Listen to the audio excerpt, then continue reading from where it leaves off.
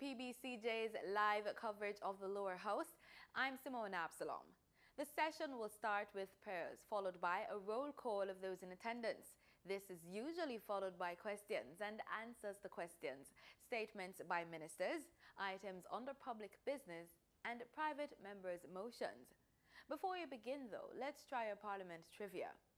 Members of Parliament are usually referred to as Mr., Ms., or Mrs., their name, then the title MP, during their period in office.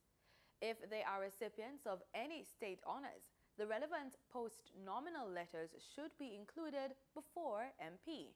Is this fact or fiction? Stick around for the answer at the end of this introduction. The answer will also be posted on our Facebook page. On the agenda, under public business, members are scheduled to close the debate on the Law Reform Amendment of Penalties Act 2019.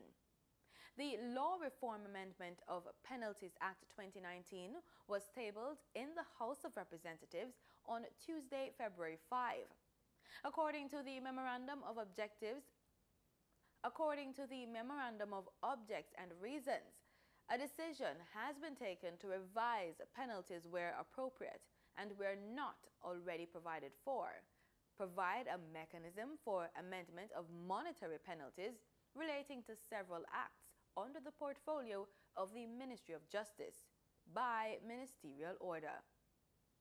The debate on the Petroleum Amendment Act 2019 is also set to be closed. And the Information and Communications Technology Authority Act 2019 is down to be debated. The legislation was tabled in the House of Representatives on March 20. The Information and Communications Technology Authority Act 2019 was tabled by Minister of Science, Energy and Technology Favour Williams.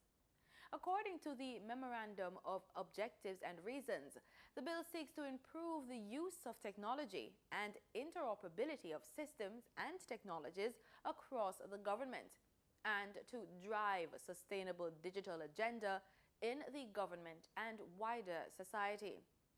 The legislation also seeks to enable the consolidation and delivery of services across government through a range of delivery modalities and to establish the mechanism for the development of directives, codes, standards and guidelines for the acquisition, use and management of ICTs across the government. The bill also aims to equip and retool ICT staff to increase the efficiency and productivity of the workforce and to ensure the security and reliability of ICT-related systems and services. Also on the agenda, the sectoral debate continues, with Minister of Transport and Mining Robert Montague set to make his presentation. Opposition spokesperson for Transport and Works, Mr. Mikael Phillips, is also down to make his presentation. It should be noted that the agenda can be adjusted, with items being added or removed. If you are planning to attend a session at Gordon House, here are some rules you should keep in mind. No visitor shall create any act of disorder within the precincts of the House. No visitor shall be admitted to the House without first obtaining an admission card from the office of the clerk. Visitors who remain within the precincts of the House during a suspension of the session are asked to keep silent. No photography, videography, or sketching of the proceedings is allowed unless so authorized by the presiding officer, and there should be no smoking inside the parliamentary building. It's about time to go over to the proceedings, but first, the answer to our Parliament trivia. We asked, members of Parliament are usually referred to as Mr., Ms., or Mrs., their name and then their title MP during their period in office. If they are recipients of any state honors, the relevant post-nominal letters should be included before MP. Is this fact or fiction? It's a fact. Members of Parliament are usually referred to as Mr., Miss or Mrs., their name, then the title MP during their period in office. And if they are recipients of any state honors, the relevant post-nominal letters should be included before the letters MP. For example, if a member of parliament is a member of the Order of Distinction in the rank of commander, he or she should be styled, for example, Mr. Derek Kellier, CD, MP. Now over to the proceedings.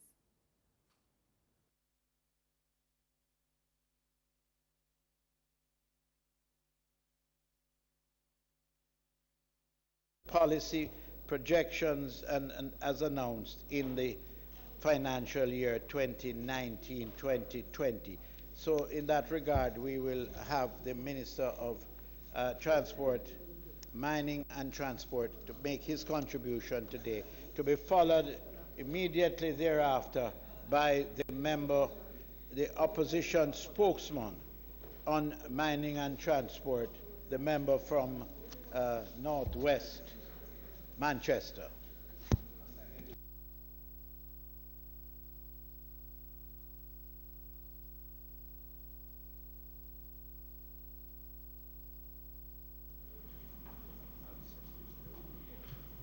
So you're not.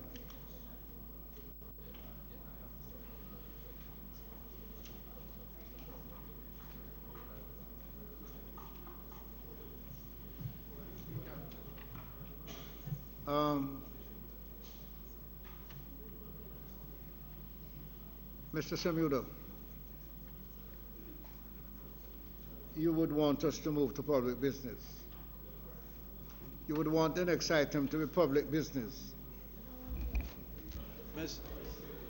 Mr. Speaker, there are no items to be taken other than a very small matter on announcements.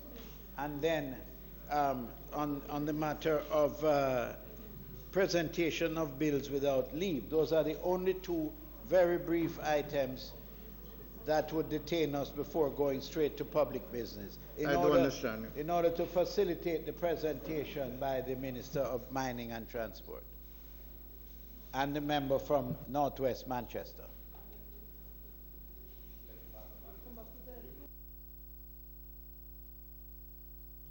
Announcements. Laid on the table of the House today are the following: Ministry Paper number 25 of 2019, an annual report and financial statements of the National Irrigation Commission Limited for the year ending March 31, 2016, and the Government of Jamaica financial statements of the Consolidated Fund for the year ending March 31, 2019.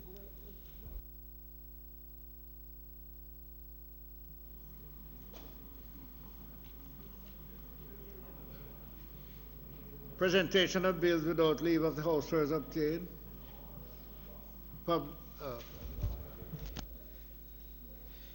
Mr. Speaker, I now move to introduce and have read a first time a bill shortly entitled the Income Tax Amendments Act 2019. A bill entitled the Income Tax Amendment Act 2019, read a first time. Mr. Speaker, I beg to give notice of second reading of the bill.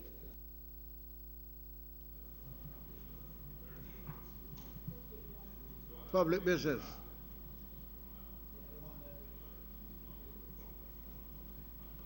Mr. Samuda, public business. Mr. Speaker, I now invite you to ask the Honourable Minister of Mining and Transport to make his contribution to the debate.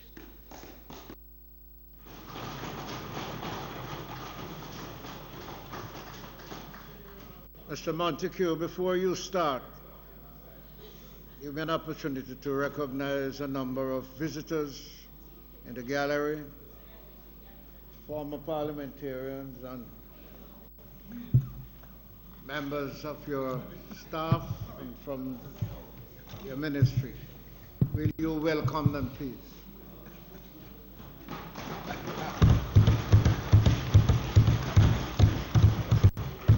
Minister, your time. Thank you. Thank you, Mr. Speaker. Mr. Speaker, first let me give thanks to the Almighty as it is through the sacrifice of his son that we have received the Comforter who sustains us. Let me also place on record my gratitude to my permanent secretary, Dr. Alwyn Hales, the directors and the staff at the Ministry of Transport and Mining and its related agencies, departments and bodies for the tremendous support I have received. To my personal staff and security detail, both in Kingston and St. Mary, I must acknowledge their contributions. To Ms. Curtis, the acting clerk of the House and the parliamentary staff, thank you. I must acknowledge the work and worth of a good St. Mary woman, Mrs. Heather Cook. To my management team, executive, my 5 councillors, delegates, workers, and people of the great constituency of Western St. Mary, I say thank you. I am still humbled by your support, but mostly by the love of the people of Western St. Mary. Mr. Speaker, the people expressed their love in 2016 when 11,710 persons voted for me, and much more are prepared to do the same at the next election. Mr. Speaker, may I also thank you for your wisdom and management of this House. Sometimes you are tested, but you have remained focused and remind us of our duty to the Jamaican people. Mr. Speaker, I must acknowledge the life and contribution of the Most Honorable Edward Philip George Seaga, the 5th Prime Minister of Jamaica. He was a visionary, a leader, a builder of institutions unmatched throughout our history. He has surely left a significant imprint upon our beloved nation. And for that I salute him and offer sincere condolences to his family, and may his soul rest in peace. Mr. Speaker, mining is today the principal growth engine in our drive to prosperity. Mining contributes more than 50% of the growth in the economy and contributes 2.7% to our gross domestic product in 2018, up from 2.1% in 2017. We saw a 39% increase in alumina production. Mining employs over 3,500 persons and have earned the country US $1.2 billion in 2018. It is an important sector in the country, and we wish to place on record the appreciation to the work of every employee and entity in the sector. The sector has challenges, but opportunities abound. Mr. Speaker, the spokesman on mining came up with an idea for a mining council. I thought it was a novel and original thought and was willing to implement it. But because this government, led by our Prime Minister, is the administration that implements. However, research has shown that Cabinet had given us authority from 2007. Regardless, I am pressing ahead to have it implemented and activated.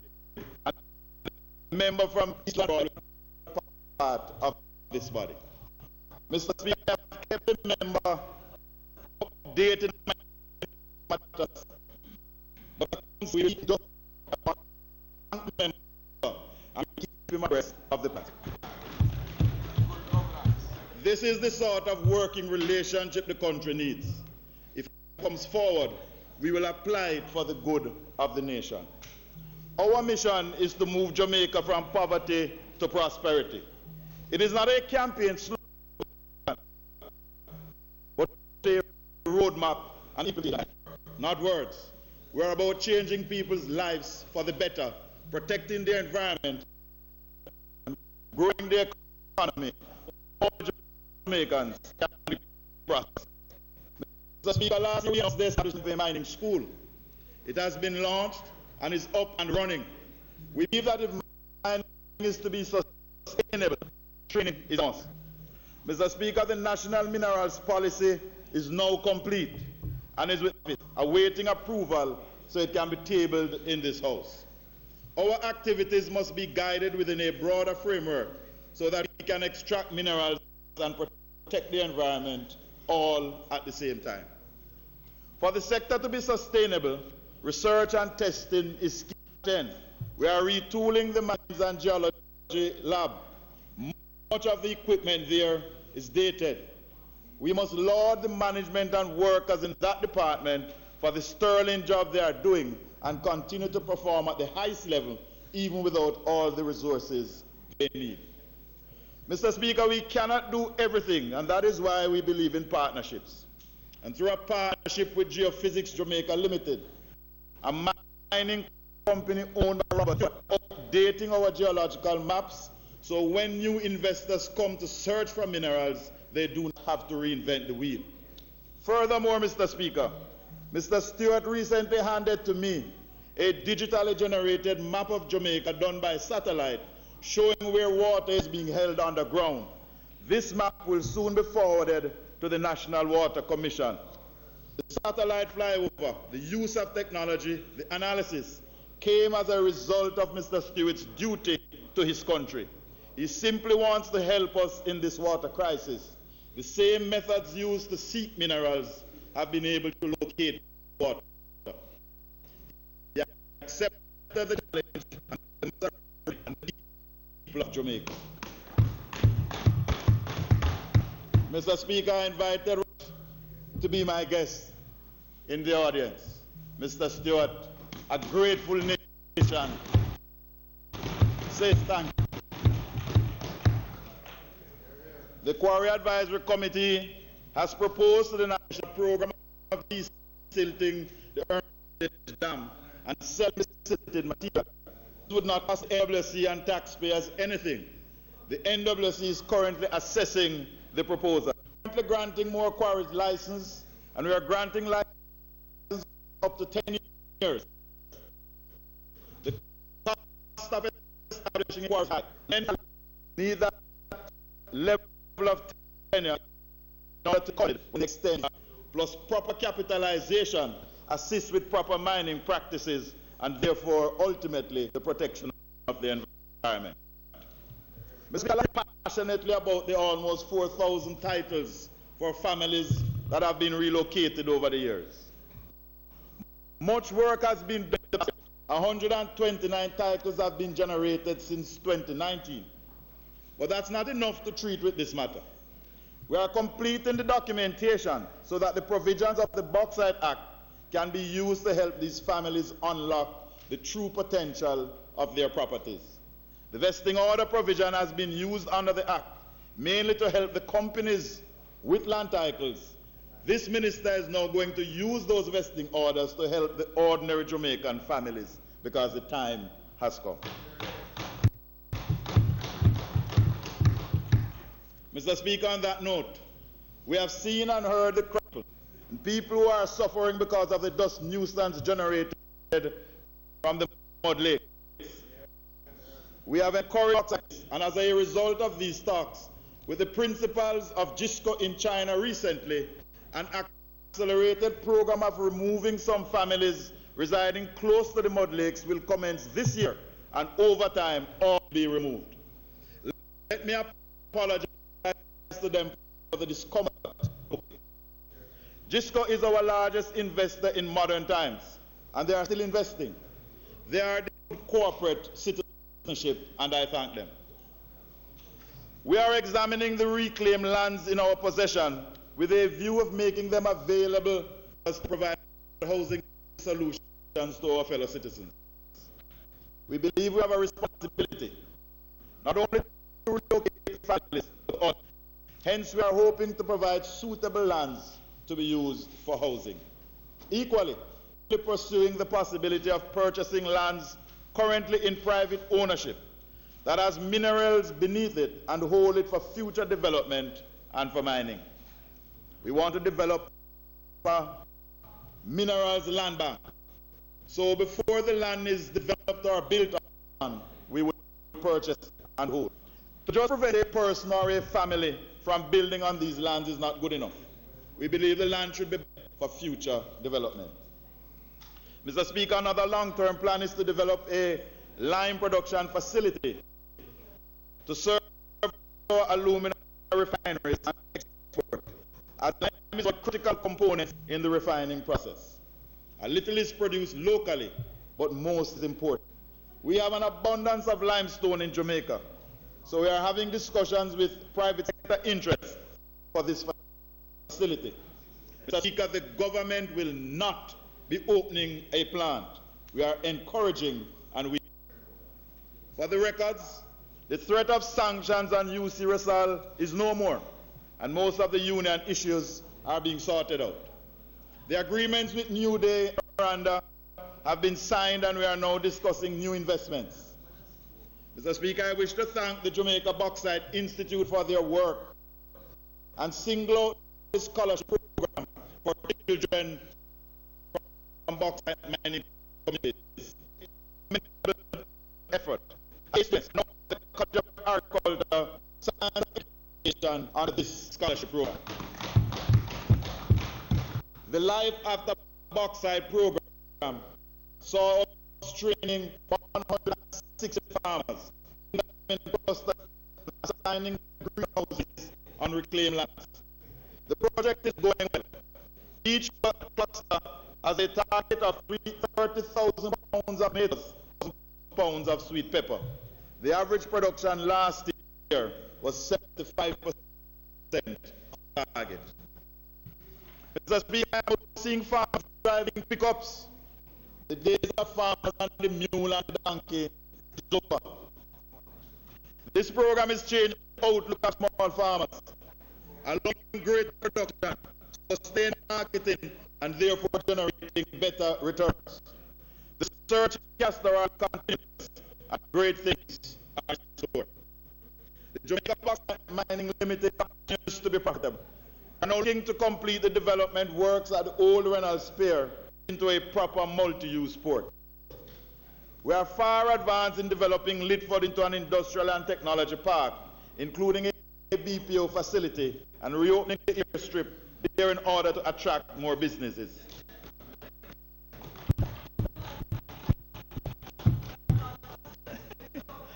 Mr. Speaker, Clarendon alumina production cap is faced with some challenges, but the team is equal to the task. CAP has had excellent understanding when our partners know the group had some issues recently. We saw them during the rough times because they stood by Jamaica during the dark days. We appreciate that as a country.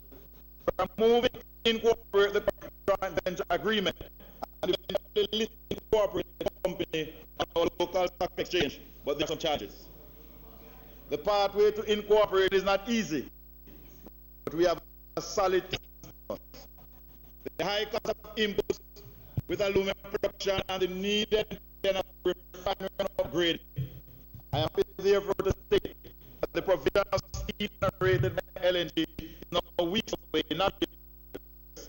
This will go a far way in making the refinery more efficient and more profitable.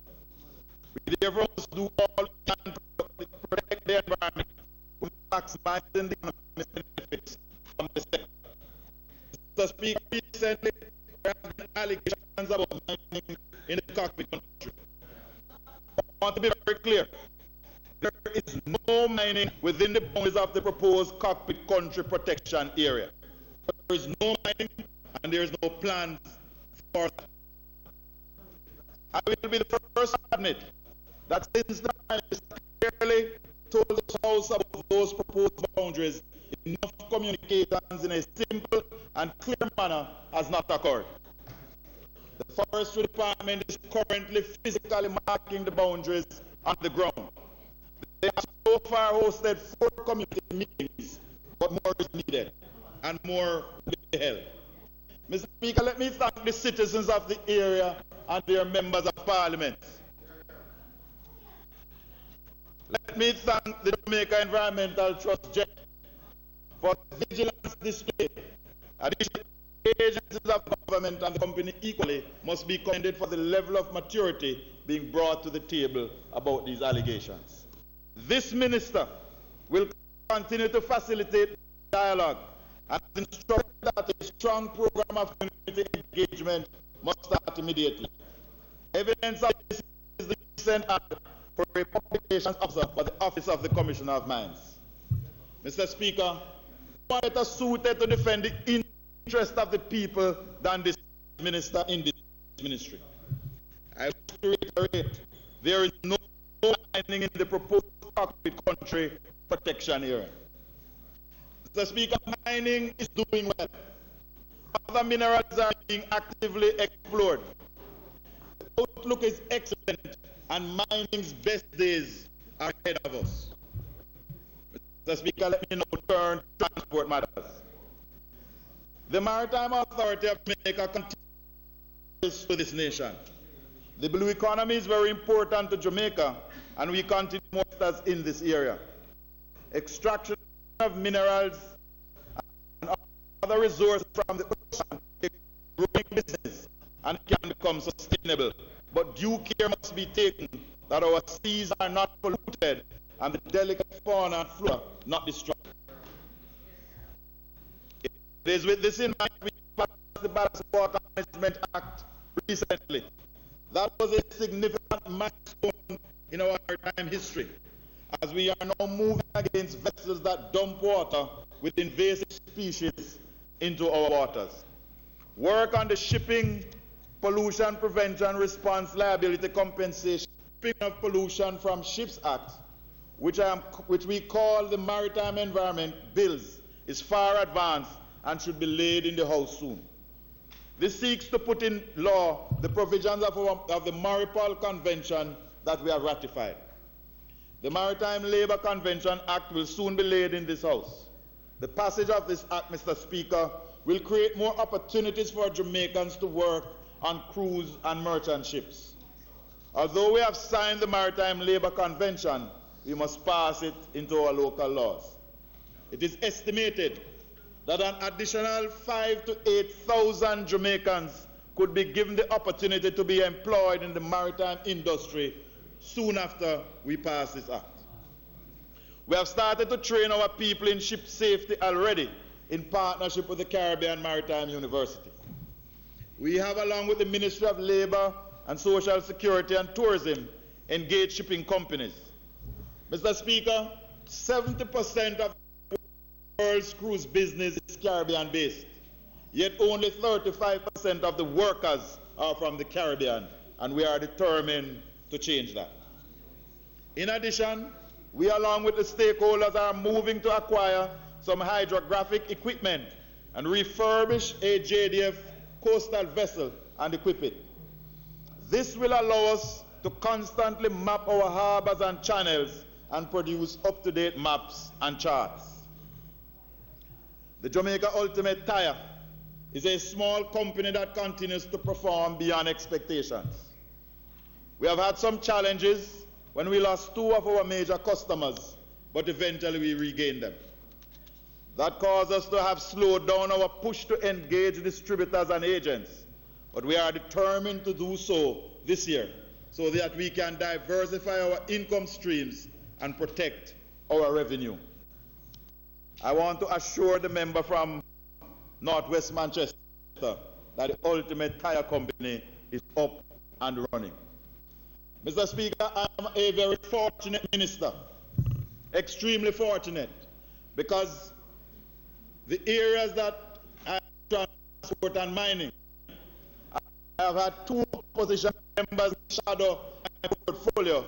I am happy, Mr. Speaker, to point out that both are also vice president of another organization. I am humbled for one of me to them.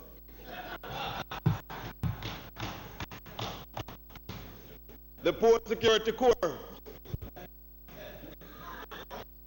This entity is the designated security company for aviation and marine ports. I am pleased to inform that today they are the only certified provider in the Caribbean. My heartiest congratulations to the board, management, and staff. This agency continues to perform at world-class standards, using cutting-edge technology to ensure the safety of our skies. Mr. Speaker, approximately 2,000 flights pass over Jamaica on a weekly basis, and we are responsible for the safety in our skies. Therefore, we opened the upgraded air traffic control tower in Montague Bay and have now completed the air traffic control contingency facility, so never again will we not be able to provide full service in the event of a lightning strike. We can control our skies from Normal Manly, from Sangster, from the head office, and in addition, from the contingency facility. Today, we are providing service to our sisters and brothers in the region, earning more and expanding opportunities. We intend to complete, after consultation, the drafting and passage of the Civil Aviation Air Transport Regulations. We will complete an accident and incident investigation facility by March of next year. These are critical with the increased push in general aviation. Aerotel. Mr. Speaker, another gem is Aerotel. We are celebrating 40 years of service to this nation. Let me place on record the country's appreciation and gratitude to the board, management, and staff, and thank them for their service over the last 40 years. Aerotel provides radio and radio communication within our airspace. It is their work that keeps planes in contact with the ground. Aerotel, Mr. Speaker, also owns Cool FM. And for a while, Cool FM was left dormant. We have now increased the capacity of Cool FM with more towers, newer equipment, and more staff. This has seen Cool FM move from an obscure station to being among the nation's top 10 radio stations in 1 year. Congratulations to the board, to the management and staff. Cool FM is on the go, and we are aiming to be #1. In addition, as part of their social responsibility, Cool FM will be partnering with and doing some training for community-based radio stations. It is important that we give back. Cool FM will also be able to increase its footprint into these markets. When we opened the tower in St. Thomas, the member from Eastern St. Thomas was more than happy. The member was more than happy to be with us. It was the first time in a long time he heard himself on radio. Mr. Speaker, the Airports Authority of Jamaica has had another good year and is gearing up for a better year. The divestment of the Norman Manley International Airport is fully on track for the operators to assume control in October of this year. The Sangster International Airport is growing from strength to strength. It is now the fastest growing airport in the region. We have seen a 6% growth over 2017 and are projecting a 3% growth in 2019. This year we'll see more improvements. The renovated ticketing hall is now open, and a new shopping area and food court is to come, and plans are far advanced to increase the size of the arrivals, immigration and customs hall starting this year. The installation of 30 ticketing kiosks into the ticketing hall, the most of any airport in the Caribbean, is enhancing the departure experience. We intend to place ticketing kiosks in select hotels so that their guests can check on before they come to the airport. The installing of over 50 immigration kiosks by the Passport Immigration Citizenship Agency has gone a far way in reducing immigration waiting times. An expanded security checkpoint area, extended runways, and installing a runway end safety area at both ends of the runway will increase safety. Another feature I insisted on is that the new food court must be made accessible to the public so that the community will be able to access the facility, so that the Ira Airport will now be an integral part of the Montague Bay community. Interestingly, Mr. Speaker, the I Love Montague Bay sign is our most photographed sign in Jamaica today. The Airports Authority will continue to expand and improve our airports. Not too long ago, Jamaica had 64 airstrips. Then it was reduced to 52. Now it has gone down to 8. But we are determined to open more so that Jamaicans will see a resurgence in general aviation. On the screen, Mr. Speaker, is a letter of commitment from the operators of the Mobe Airport, giving their commitment to starting the expanded Immigration and Customs Hall this year. We are improving our local airports physically, installing pilot lounges in them. Pilots will no longer be stuck under a tree or be exposed to the elements. Our work has paid off. Tinsonpen and Ken Jones were recently used as part of the filming of the latest James Bond movie. Indeed, the Member of Parliament from Southwest St. Andrew was the first person in our pilot's lounge at Tinsonpen. The AAJ will be investing over $300 million into the Vernon Field Development Project. A special purpose investment vehicle will be formed and all the funds transferred to that vehicle under the new minister who has that responsibility. The development of the Aerotropolis falls under another ministry, and we have to separate these matters. We are providing some of the development funds for this development. It is not us who is responsible. We'll also be making good a commitment to ensure that the Lionel Dempsey airstrip is up to standard to facilitate the opening up of the South Coast.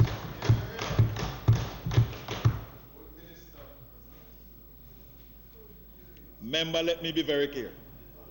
This is a one-off investment, as we do not intend to operate the facility.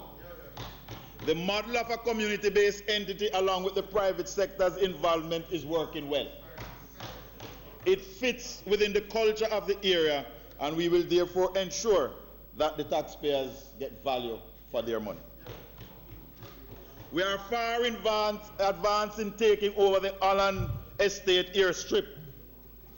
This will help the Ministry of Agriculture with their agri-park investment, open a quick pathway to market, and provide an additional gateway to the world-renowned Appleton Estate tours.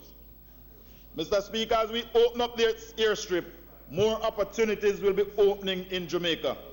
If all goes well, we intend to go to the Minister of Finance, and knowing him, he will find a way to assist more of our young people to get aviation training. The more we open up general aviation, is the more opportunities open up. To this end, a joint effort between the Jamaica Civil Aviation Authority, the Airports Authority, will see 2 scholarships for aviation training be offered to children in communities in the immediate environs of every airfield in Jamaica. In addition,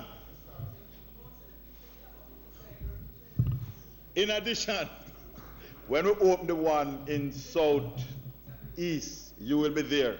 Dr. Brown Burke was by us in Tinsonpen. She getting one. One is there but closed. No. I intend to open one in Manchester, in Mandeville to be exact, so that somebody can travel quickly.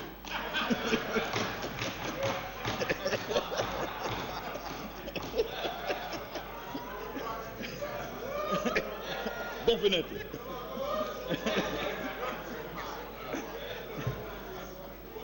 Mr.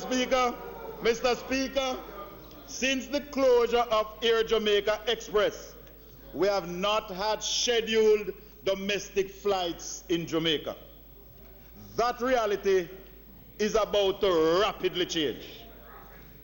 I have invited 2 business persons, the 5 brand new LNG-powered buses that will be used as a pilot.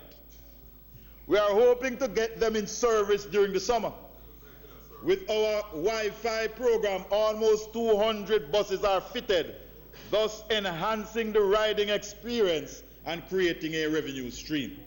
Mr. Speaker, when the member from South St. Catherine travels on the JUTC bus, he now can get free Wi-Fi.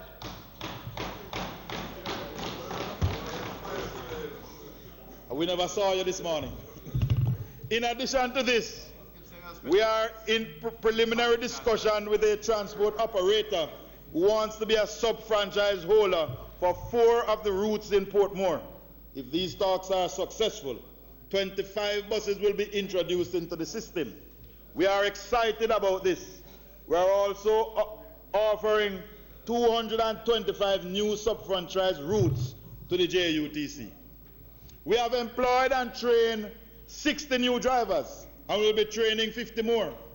We will soon employ more inspectors and security personnel, mechanics and service personnel.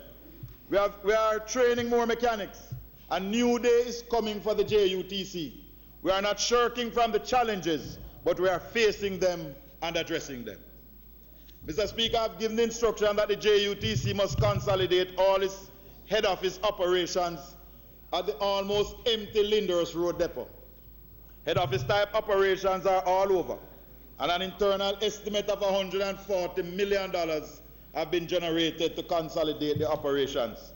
I have given instruction that an estimate must be had from the National Works Agency. We are currently procuring metal railings to fence off our drivers so they can be protected. The attacks on our drivers must stop. It must be condemned by all. Mr. Speaker, I also take pleasure in informing you that all the pension arrears at the JUTC totaling $140 million has now been paid in full.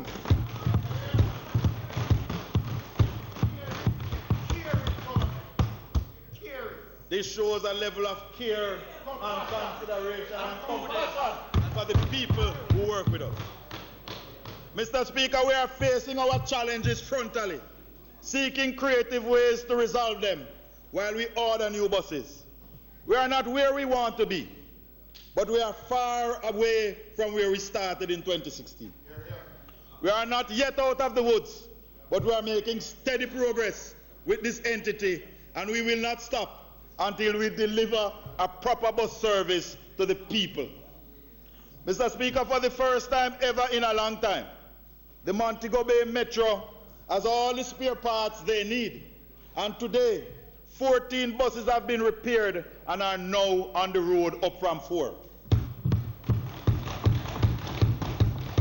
And more buses will come on stream as they are repaired. The Transport Authority. This is the entity that regulates the public passenger industry. Despite the challenges, we are seeing improvements in the sector. Mr. Speaker, in the gallery are leaders and representatives of the transport industry. They are here as my guests. They have been doing a great job in representing their members' interests, and I applaud them. Mr. Samuel, the member's time for speaking has expired. Mr. Speaker, the member is doing so fantastically well that I think it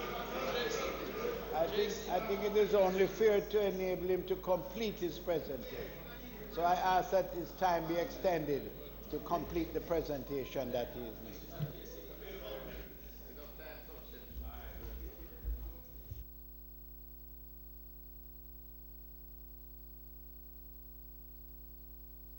Thank you very much, Mr. Speaker, and thank you to my colleagues. Mr. Speaker, the leaders and representatives are doing excellent as they represent their members' interests. But I too represent their members.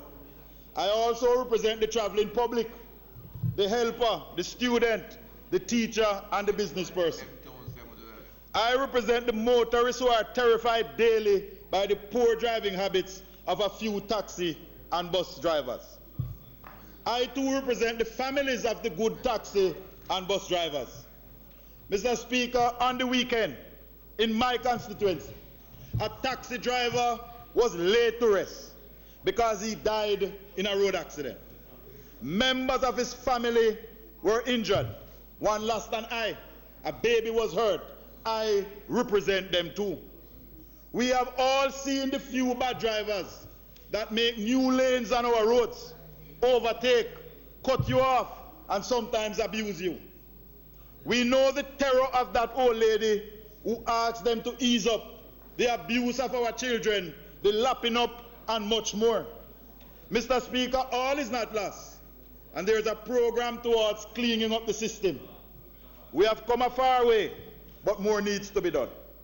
We together, all the stakeholders must work together to bring back discipline and order, and I will lead that effort as minister. Mr. Speaker, this minister has had 14 meetings with the various stakeholders in the system in the last 12 months. This has never happened before. We are listening to our partners. This is the only minister in our history to place a member of the public passenger sector on the board of the Transport Authority and the Island Traffic Authority. This minister is encouraging the industry to join with the government and remove the bad drivers and operators in the system. We thankfully have started. It will take some time, but we have started. The new Road Traffic Act is of great benefit. We have made getting a badge easier while improving the security checks.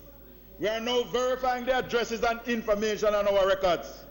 We are negotiating an MOU with the insurance industry to share information so that we can close the loopholes to those who should not be in the industry. Mr. Speaker, along with stakeholders, we have started Operation One Road, with weekly operations along specific roadways in each region. We have the police, the motor vehicle examiner, the justice of the peace on board. And we are on the go. We do not stay in one spot. So far, we have stopped 44,000 vehicles island-wide, warning 10,800, seizing 488, and issuing 6,100 tickets. Mr. Speaker, the exercise will continue because this exercise is not only about vehicles in the public passenger industry, but about all vehicles who break the rules on the road. As we seek behavior change, we know it doesn't happen overnight. We now have in training 50 new inspectors, and they will allow us to do more. We are also working on weekends and at nights. Mr. Speaker, our drivers started wearing uniforms recently, and we have seen over a 85% compliance with the wearing of uniforms. Mr. Speaker, this industry is labeled not by the positive and the good, but by what is characterized both those who do bad. We understand that, and we are addressing the matter. Drivers with 10 or more tickets will now see their licenses and badges being suspended or cancelled. We are also working with the whole program on heart to train new drivers in defensive driving island-wide. We have identified certified driving schools in each parish, and through the whole program, mature, responsible youngsters will be selected, and the Transport Authority will pay for the training course. The JUTC also will be making their Lakespen driving facility available to this program. Proper driver training will create a pool of good drivers from which the private operators can select drivers. Also, in partnership with a software developer, we will soon launch an app that will use a game format and self-evaluation to teach the road code and defensive driving. The topics covered are those that will be tested on. Over the next 2 to 3 years, every PPV driver will be tested when they come to renew their badges. People can study in the privacy of their homes. Eventually, this app or similar ones will be available for those who will be applying for a normal driver's license. Mr. Speaker, we wish again to state that we have the funds to work on the Montague Bay taxi and bus park, but we are awaiting the amended drawings from the Municipal Corporation of St. James for us to start. Mr. Speaker, the authority as a corporate citizen is playing its part in the furtherance of this. They have donated some funds to the National Education Trust to assist rural schools with transportation. The schools that have been selected are Yallas High in St. Thomas and the Malden High in St. James, in South St. James, I believe. At the time of the donation, there were an accident in St. Thomas involving students and equally one in St. James. Mr. Speaker, we are limited. We have good intentions, but limited by funds. Last year, we announced the liberalization of the public passenger industry, and it has worked well. We have seen some 7,000 illegal operators applying, and they have gotten their licenses, and they are no longer robots or illegals. We announced a 16-point liberalization program last year, and as promised, we are making some modifications. We have seen a pushback on some features and acceptance on some. And after extensive consultations, we wish to make the following adjustments to the 16-point program. No new taxi license will be issued for Kingston and St. Andrew. And let me give a quick word, because we are hearing words that people are planning to apply outside of Kingston and then come into Kingston to run. If they do, the license will be cancelled and they will be banned, the driver and the vehicle, from operating in the system for a year. For known bus routes, only buses will be allowed, so that to get a license, you have to have a bus to operate on a bus route. There will be no crushing of seized vehicles. We have taken that up. Mr. Speaker, the takeover service within the industry, and I know there's a gentleman now sitting up. The takeover service within the industry will now be allowed, but the Transport Authority must approve the new purchaser. This service allows people who are in the industry and wish to cash out and leave to sell their buses and business, and the Transport Authority will now transfer the license provided that the purchaser qualifies in his or her right.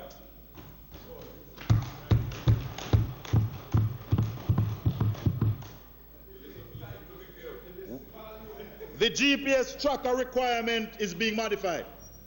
I know that the member from Northwest Manchester is perking up. All vehicles in the sector must be fitted with a GPS tracker by the 1st of April 2020. But new applicants must be fitted with one from now. However, the owner of the vehicle will be required to monitor themselves. They will not be required to provide a constant fee to the Transport Authority, but the owners must make the information available to the Transport Authority and the police or any authorized body if needed, because the owners will now be required to keep the feed for at least 30 days. The discounts from the insurance companies will continue. Mr. Speaker, some insurance companies have offered up to 20% discount on their policies for vehicles fitted with a GPS tracker. The Transport Authority has been taking applications for new licenses since yesterday. All route taxis routes are open. We urge all Jamaicans who are operating illegally to apply and become legal. You can even now apply for a route you have designed and have it registered. Because licenses are now being approved at the regional office, processing is much shorter and you get your license quicker. There is no excuse for anyone to run as a robot. No excuse. We must clean up the system.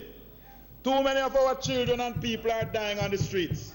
Too many of our people are being abducted, raped, and robbed.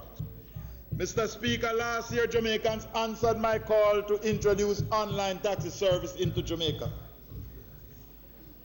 I invited Ms. Olivia Lindsay and Dr. Jones to be my guests, and I hope that they are here. Because 876 on the Go is an online taxi service created by a young Jamaican lady for Jamaicans. And RideJamaica.com in Montague Bay has been created by a Jamaican for Jamaica.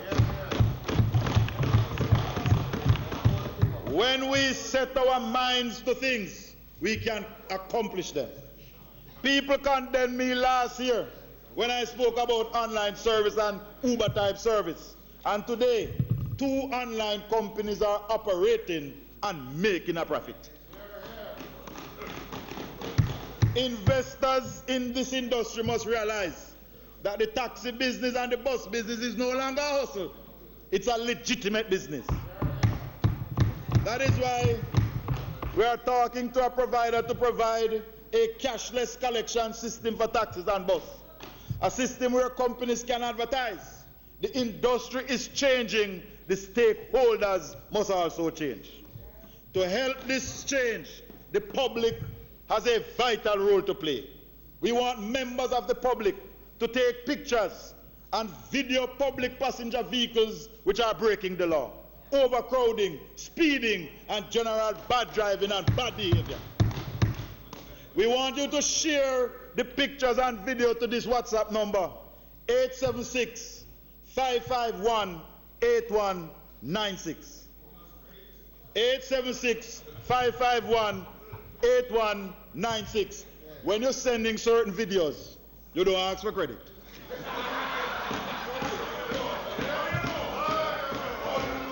Ask the young man from Central Manchester. All of us must play our part in cleaning up the system. Mr. Speaker, we want a mighty people's army to help to clean up the system. They are doing this to save lives. So get your phones and start videotaping. Let's do it together. Taximen, drivers, investors, you too must continue to play your part in ridding the system of bad eggs. Good taximen will not have a problem with this. Mr. Speaker, we must reach a point where the taxi operators want their children to come into the industry. We must reach a point where their mothers and fathers who are in the business must encourage their children to come in their business. My dream is to see the operators and operations in this industry fully integrated. I wish to see taxi owners and associations importing vehicles for themselves, to establish driving schools, repair and maintenance facilities, to do research and to design even new motor vehicles. Mr. Speaker, I am committed to pushing and working with the industry for it to be better.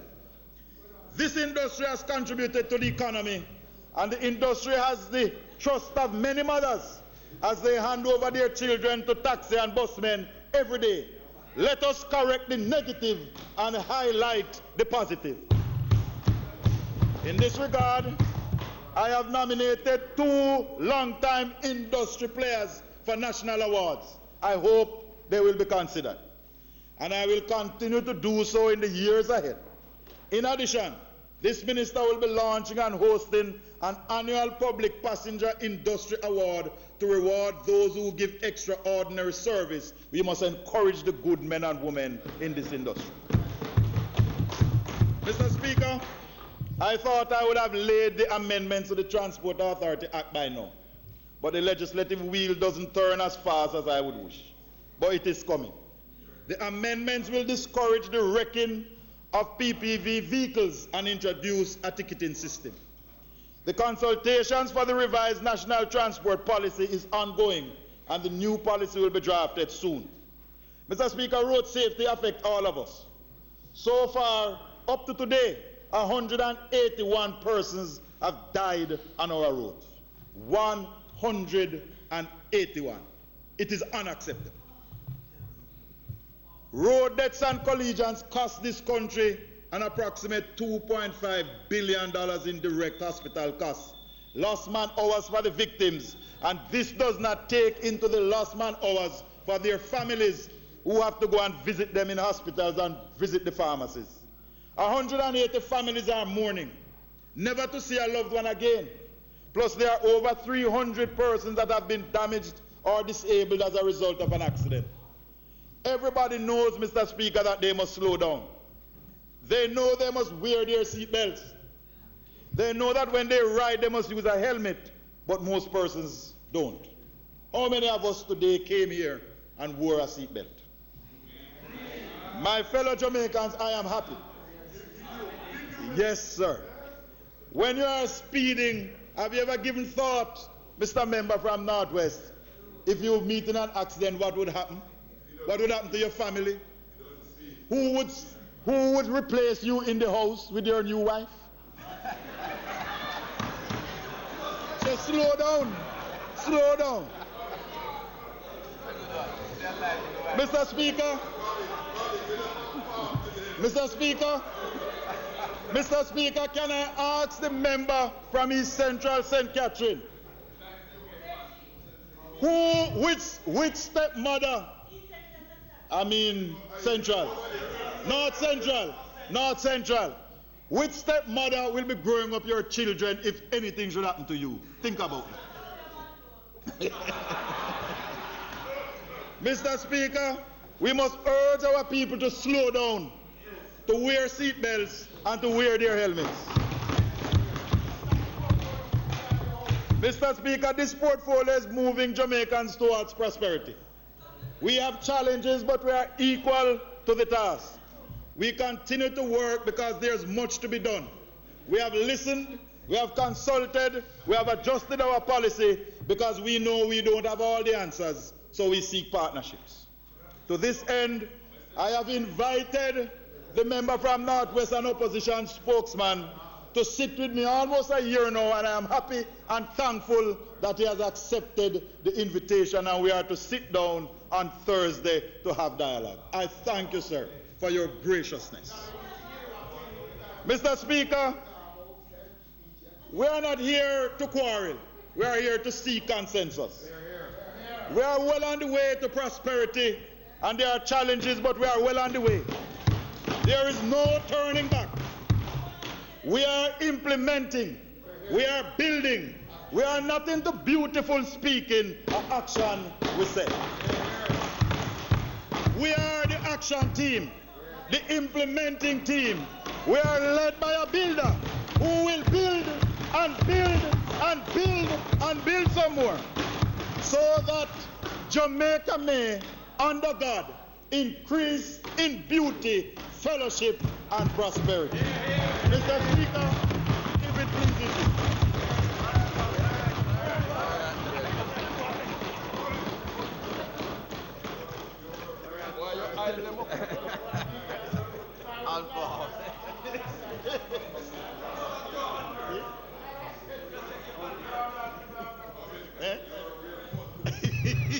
On target.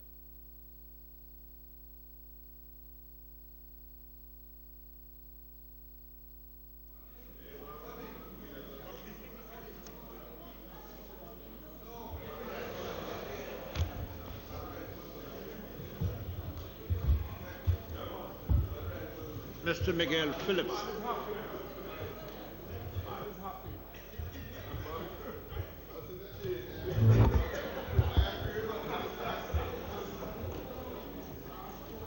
Order, please. Proceed, Mr. Phillips.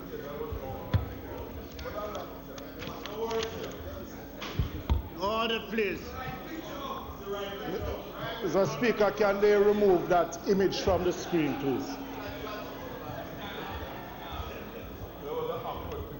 Thank you. That looked more like Northwest Manchester.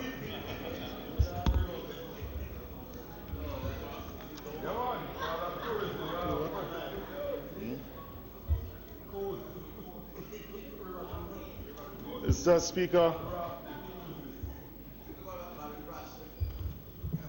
Order, please. The member wishes to address the Parliament. Go ahead. Thank you, Mr. Speaker. Mr. Speaker, before I begin, I'd like to give God thanks for the gift of life, gift of mercy, and a new wife.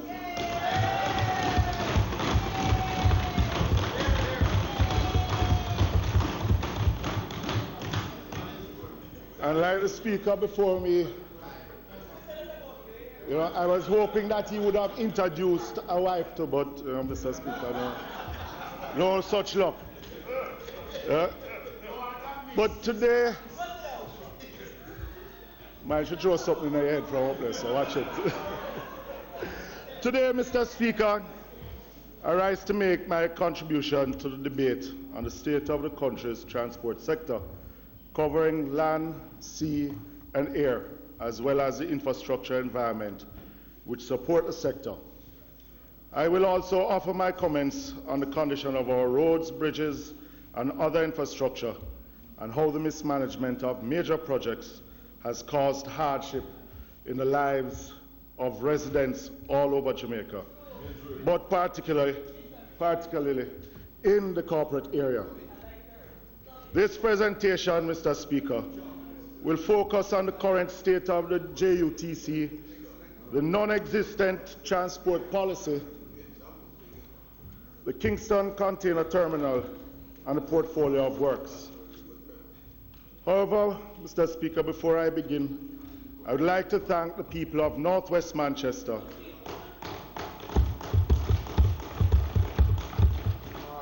my constituency executive and management team for their continued support and confidence bestowed on me as their Member of Parliament.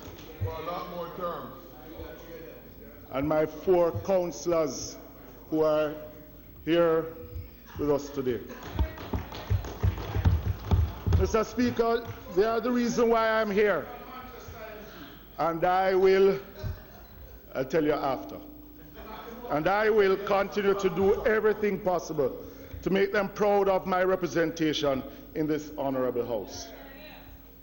I would also like to express my appreciation to my parliamentary colleagues for their continued words of support and guidance, and to the Leader of the Opposition for his counsel, inspiration, and leadership.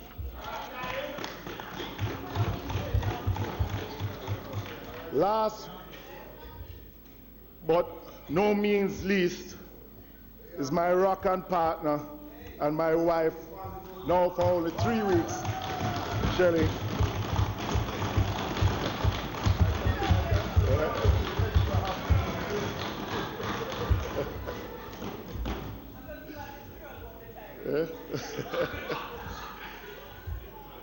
And to my 2 touring partners, my 2 beautiful daughters, Isabel and Gabriella. Gabriella is here with us. And to my goddaughter, Sydney, who is visiting the house for the first time and who goes off to university in September.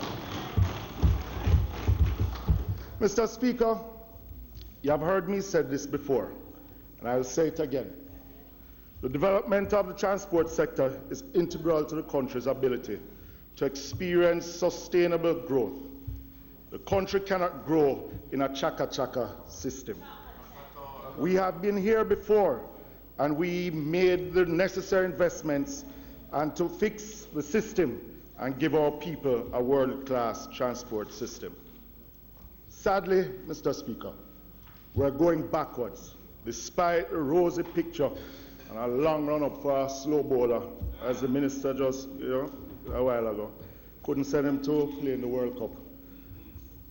By the minister, I will present evidence that the transport sector is now experiencing the worst of times and is on the verge of chaos.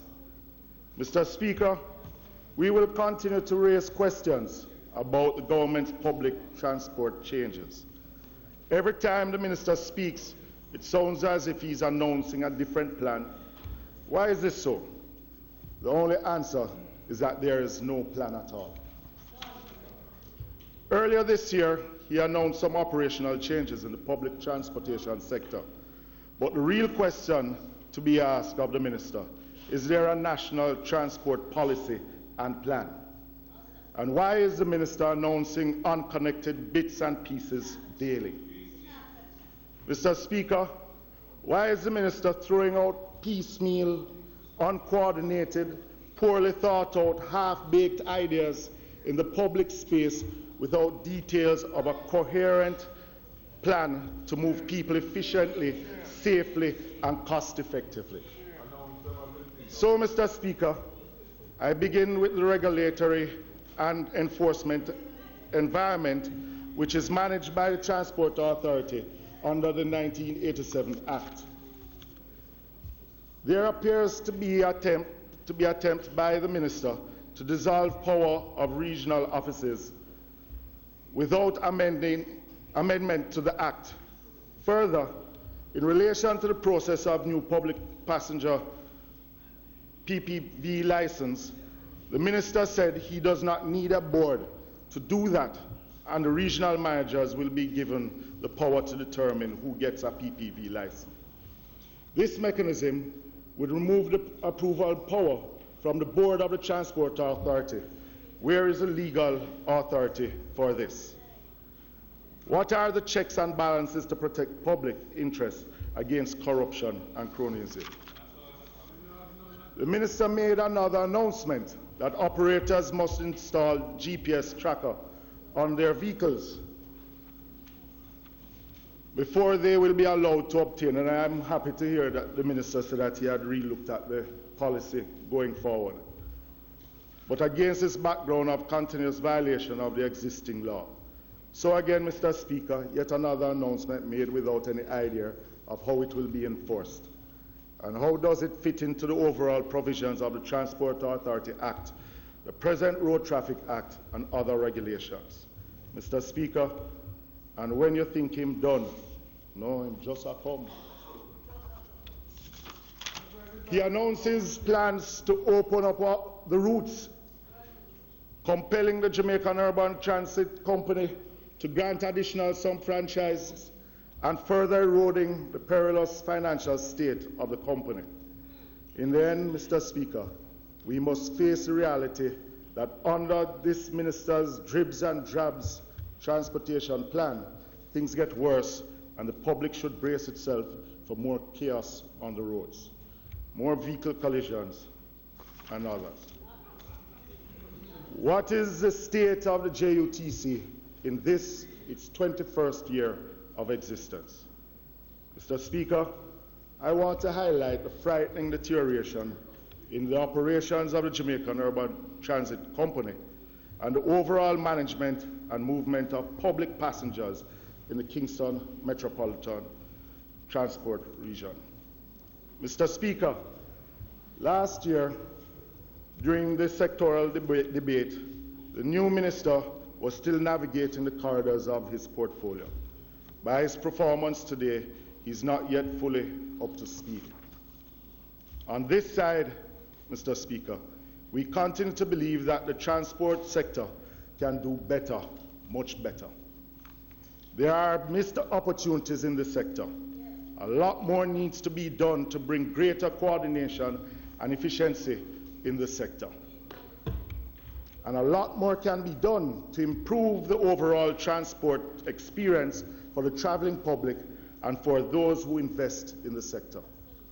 It now appears that we have a transport system which is now fast resembling the chaotic system of the 1980s and which we all agree should never return. We have... You heard me?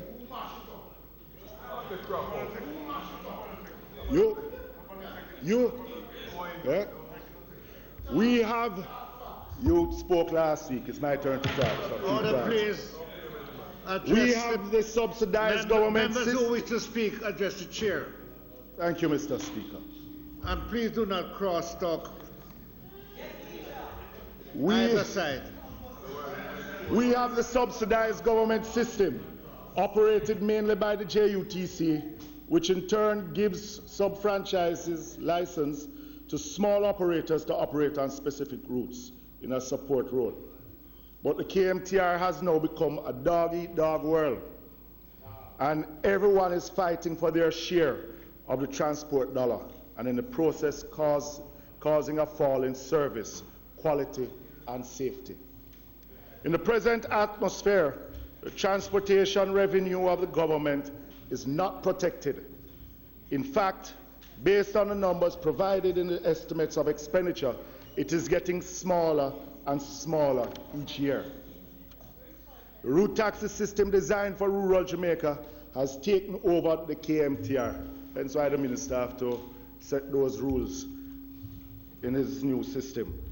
The bus routes are filled with rural stage carriage operators and hackney taxi operators running routes and converging in the town centres, mainly Halfway Tree and downtown Kingston, choking the roadways and fostering indiscipline. Current estimates are that there is now an additional 40,000 seats in the KMTR being provided in this manner, and destroying the financial viability of the JUTC. The exclusive franchise holder, which has a license to provide 25,000 seats daily. Mr. Speaker, there has to be a balance between mass transit and taxis. Every other city does that. The policy has, as far as we can determine, is to just add seats, saturate the routes, and the resulting problems will take care of themselves. Mr. Speaker, issuing additional license in a chaotic system is only going to multiply the chaos and indiscipline has fully taken root not only in the KMTR but in all other urban centers. Mr. Speaker, I want to say for those who have ears to hear, this situation has caused JUTC to be now a candidate for the ICU, Intensive Care Unit, and unless the government changes course, its demise will be inevitable. Mr. Speaker, the numbers tell the story about what is going on at the JUTC.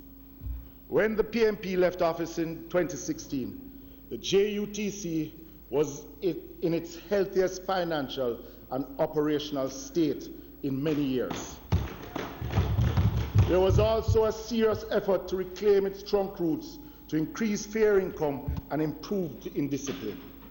Some sub-franchise units were color-coded and staff subject to JUTC crew standards. Since then, it has been 3 years of decline, which must lead to the question, whose interests does a declining JUTC serve? Not the poor, nor the students, nor children, nor the pensioners, the disabled and workers who cannot afford their own motor vehicles and are therefore transit dependent. Since 2016-17, the JUTC has continued to experience a decline in its ridership from 59 million when we left office to 49 million in the year ending March 31st, 2019. A whopping fallout of 1/6 of its ridership in 3 years. In other words, Mr. Speaker, in 3 years this government has brought the JUTC back to its lowest ridership, right where it stood in 2008-2009 under GLP administration. Mr. Speaker, passenger ridership is declining because the bus rollout is declining. In 2017-18, they projected a rollout of 452 units and did not achieve it. In 2018-19, this projected runout was 425, and this was also not achieved. In 2019-2020, this financial year, they are projecting 385, but the company is currently achieving less than, the minister said 360. I say it's about 350 and less. So this year's target seems to be a pipe dream. Mr. Speaker, as the buses and passengers decline, so too has the company's revenue. In March 2016, when we left office, it was 5.1 billion, and the last financial year ending March 2019, it had fallen to $4 billion. A drop-off of more than 20%. The company is in a free fall. In March 2016, 5.1 billion. March 2017, 4.9 billion. March 2018, 4.5. And March 2019, $4 billion. Consequently, Mr. Speaker, the government subsidy has had to be increased from 2.7 billion in 2016-17 to 5.1 billion in this financial year. The taxpayers are paying more and getting much less for their tax dollars, and the commuters much less for their fares they pay.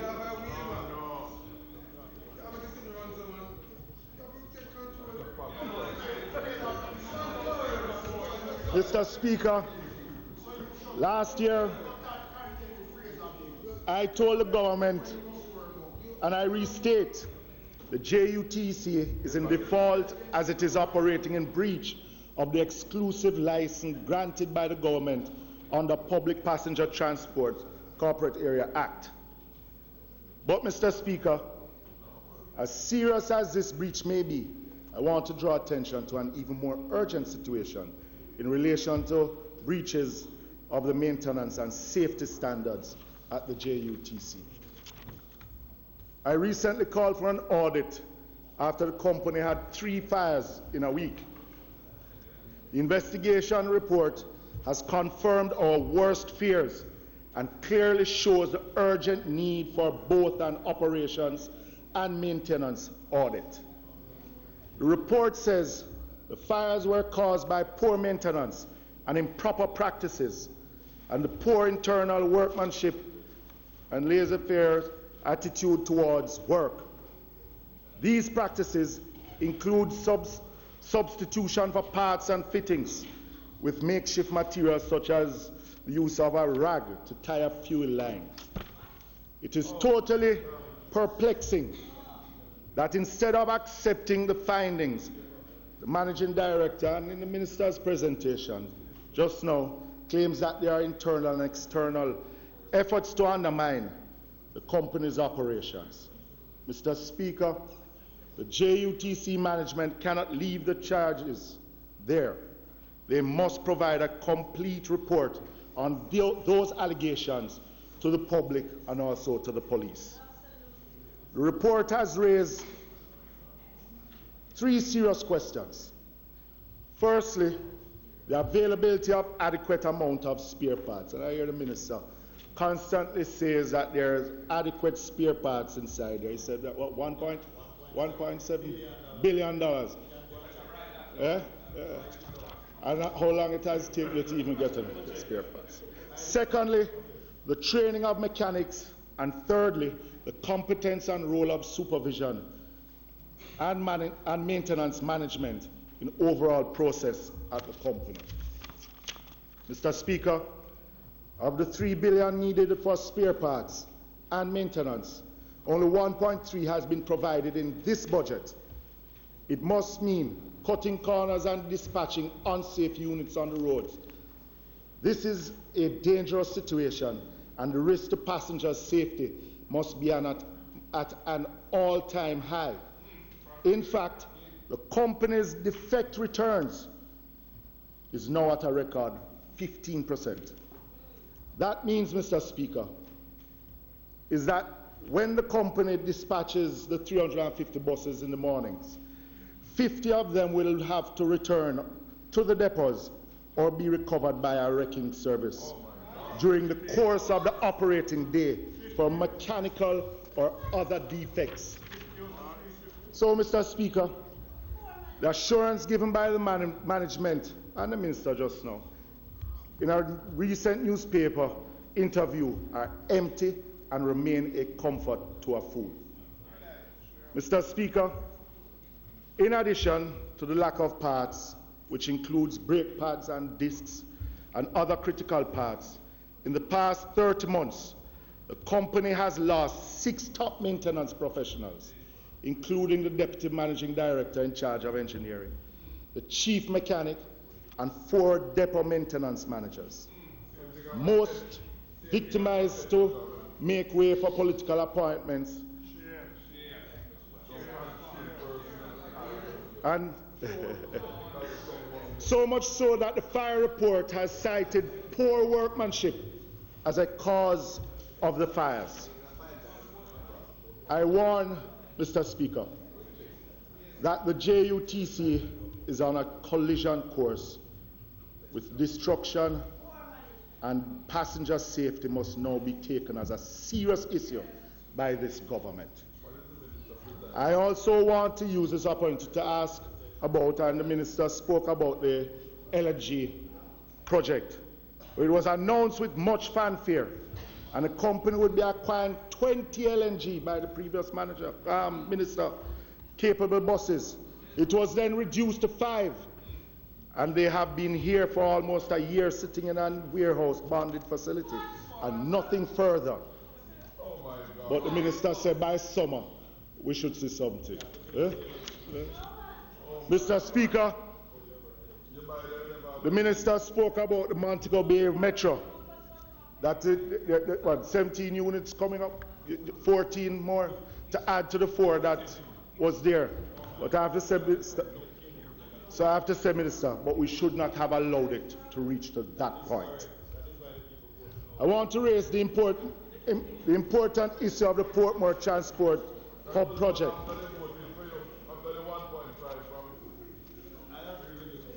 It is again missing from the Ministry of Transport and Mining's budget for 2019-2020. The Portmore Hub is a critical investment in providing an efficient transport service for the ever-expanding Portmore communities, which is a dormitory municipality. This would reduce some expense that both the JUTC and Portmore residents incur day after day, such as toll, which this year will cost the company over $400 million. What is the plan, Minister? Mr. Speaker, I would like to bring to your attention now, the Kingston container terminal and some of the challenges in the shipping industry. As you know, the Port Authority of Jamaica divested the Kingston container terminal through a 35-year concession agreement with the CMA Terminals Jamaica subsidiary, Kingston Freeport Terminal Limited.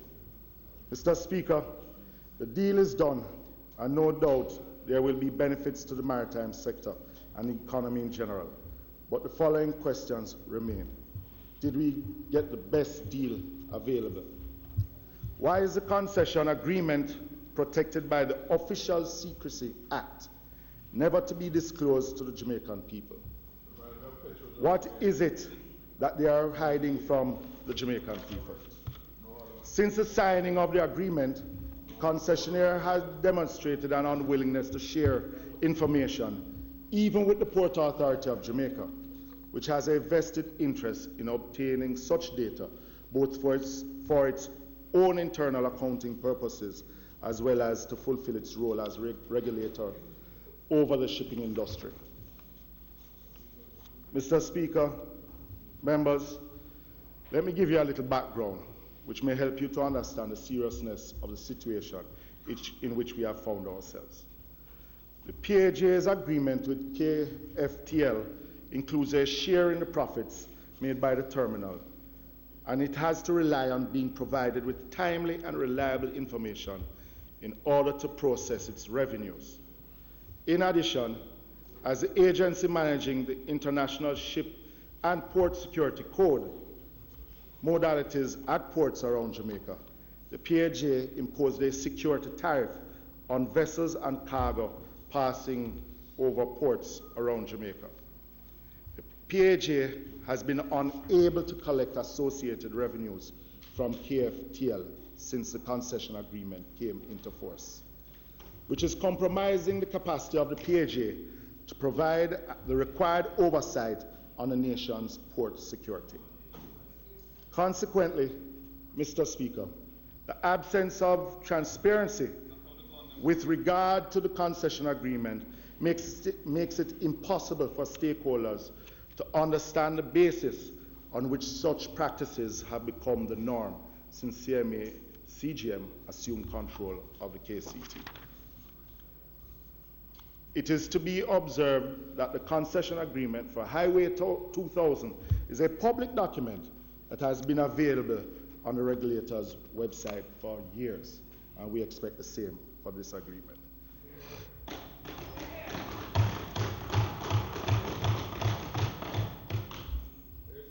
Mr. Speaker, since KFTL has taken over KCT, the country has had to contend with a less than stellar performance, marked by a fall in productivity from as high as 36 container moves per hour to the current average of 24 moves per hour. Mr. Speaker, the effect is that to avoid delays in the working of vessels, resources are concentrated dockside to the detriment of operations that serve the local import-export trade. There have been at least 2 strikes by truckers who suffered huge delays and consequent losses while seeking to collect and deliver containers at the KFTL. The situation at the KCT, Kingston Container Terminal, is not healthy because there is a quiet atmosphere of animosity among the big players, and until the issues I raised earlier are resolved, the condition deteriorates. Mr. Speaker, here is another situation. In June of 2018, the Port Authority of Jamaica and the Canada-based maritime company, Ocean, have signed a 10-year concession agreement to improve towage services at the Port of Kingston. The agreement resulted in 3 of the latest generation of tugboats being deployed from Ocean's fleet in the Kingston Harbor at the end of June 2018. The deal with Ocean came about after the abrupt termination of a bidding process which included Ocean. However, the process continued with direct negotiation with Ocean. Mr. Speaker, Ocean has placed 3 tugboats in Kingston and started offering its service to the trade in similar terms of the previous supplier of towage services. However, on the 31st of January 2019, just over 6 months after the concession began, Ocean emailed all its customers in Kingston and announced a 21% increase in towage rates, effective the following day. Naturally, Mr. Speaker, this was resisted by all shipping lines. After several weeks of negotiation, Ocean's response was to reverse the 21% increase, reduce the number of tugboats from the 3 required in the agreement to 2, and introduce a special call-out charge to cover instances where a 3rd tugboat is required. Mr. Speaker, if the Port Authority of Jamaica has taken a position in this matter, it has done so privately because no public intervention has been forthcoming. Again, in this instance, the concession agreement is deemed a private document, and hence the public has no indication of whether increase of the type announced by Ocean towing are permitted in the concession, and if so, at what intervals. And we are saying we want this concession agreement made public too. Mr. Speaker, the Port Authority and the Urban Development Corporation have joint responsibility for the various components of the development of Port Royal. However, the local private industry is finding it challenging to obtain information about how it may participate in the projects that form part of that development. And this stonewalling has prompted the private sector organization, the Jamaica Chamber of Commerce, and the Jamaica Hotel and Tourist Association to write to the Prime Minister of Jamaica seeking his intervention to enable dialogue between these government agencies and the private sector. I hope that the Most Honourable Prime Minister has seen it fit to respond to the concern, and if he has not, may I ask, why not? Mr. Speaker, as a member from East Kingston and Port Royal said in his contribution to this debate, neither he nor members of the Port Royal community have been consulted, which in itself raises serious questions. General, while the current leadership of the Port Authority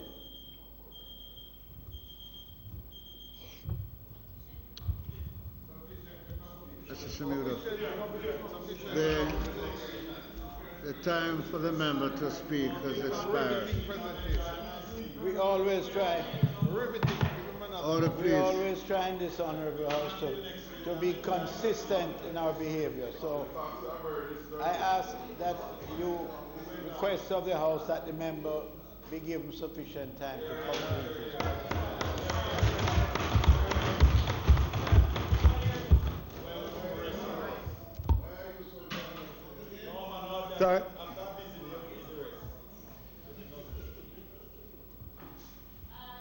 Those in favor?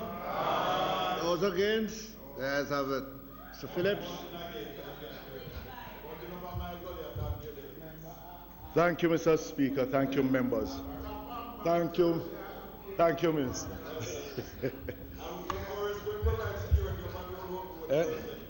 Thursday. While the current leadership of the Port Authority of Jamaica attends meetings with representatives of the shipping industry and other stakeholders, the engagement is superficial and guarded. Commitments are largely avoided, and where given, they are seldom kept. Mr. Speaker, it has been 1 year since the present Minister of Finance vacated the seat of the chairman of the Port Authority of Jamaica, and the government has not yet seen it appropriate to name a new chairman. And I do not believe it is necessary to remind the government of the importance of the Port Authority and the critical role it plays in maintaining the efficiency and competitiveness of our ports to world-class standards. At present, anybody can sit in the chair. In fact, I have been informed that they have resorted to the rotation of the chairmanship, which does not emit confidence and organizational strength, which is a hallmark of the Port Authority. Mr. Speaker, we on this side have taken notice of the billions of dollars spent by the Port Authority in building out BPO floor space to attract investors to this sector. But at the same time, we are confused that the same focus is not given to near-port logistic facilities to provide additional space to solidify our perch as a main logistics center in the Western Hemisphere. We're starting now. We should start before. Missed opportunity. From our vantage point, it seems, Mr. Speaker, that the government is playing lip service in making Jamaica a main logistic hub in the region. What about this vision? What has gone wrong with the grand plan? Was it all a fantasy?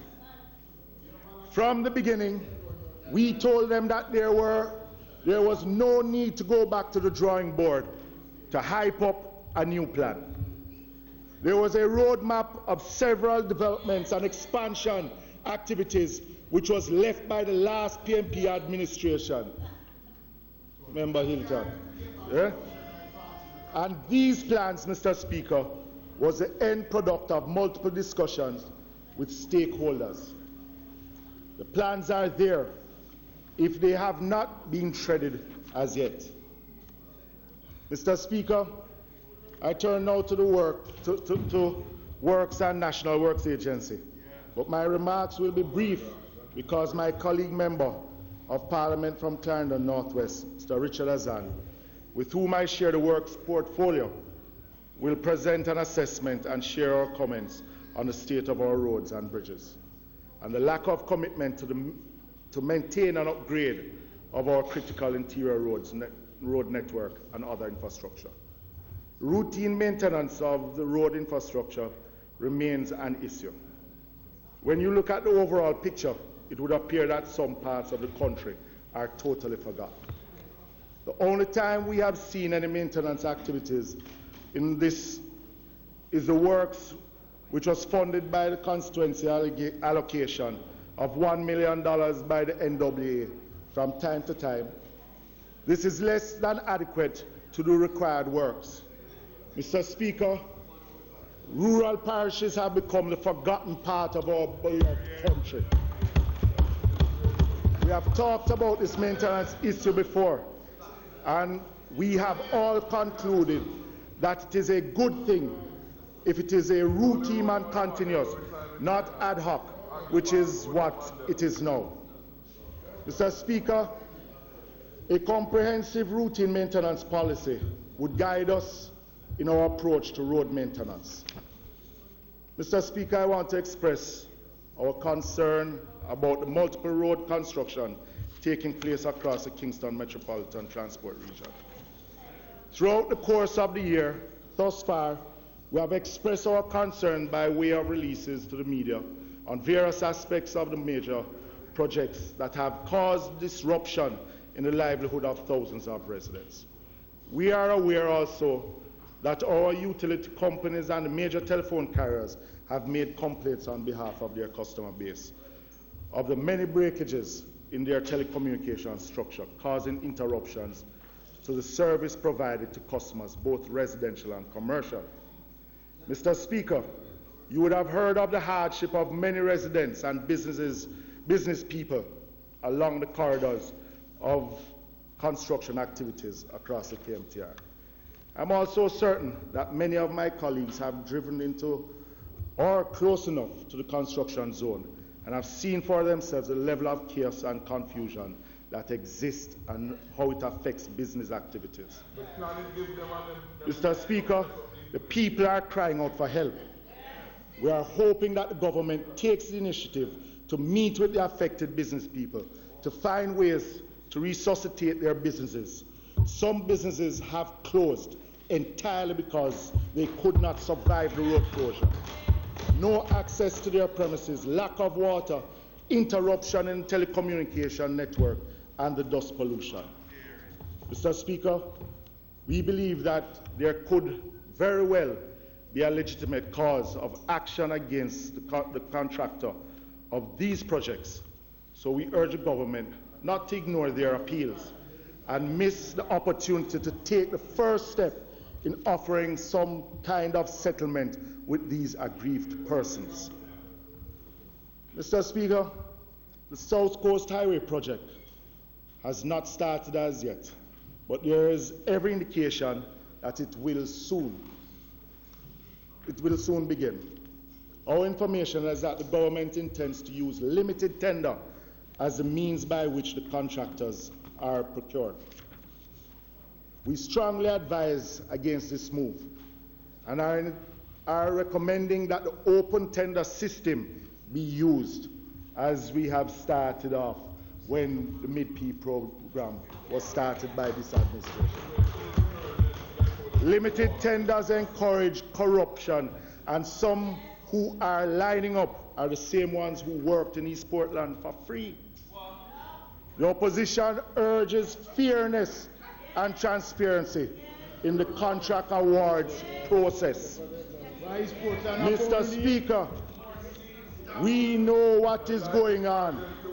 We know who is interfering and who on whose behalf. We are warning them to cease. Don't go there. Stop what you are doing now, because we are prepared to expose a level of collusion and complicity that is taking place to give the project to the politically connected.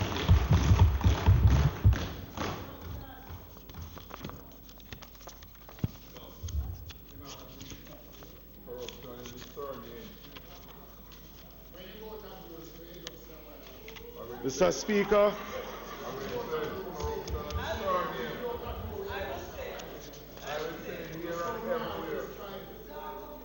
Mr. Speaker, the last time the minister spoke in the sectoral debate, he announced that the government was moving towards upgrading the offices of the Island Traffic Authority, including its digital platform and database. You further indicated that a new synergy will be formed with other agencies to deal with the traffic infractions and remove the illegal drivers off our streets. Mr. Speaker, he also announced that the driver's license application process would be fully automated.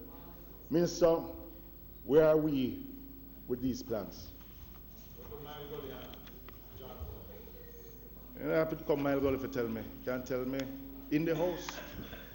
This is an important area to address if we are to clean up the system by removing the possibility of someone buying a license and then create mayhem on the roads. Generally speaking, Offending motorists are still ignoring the ticketing system.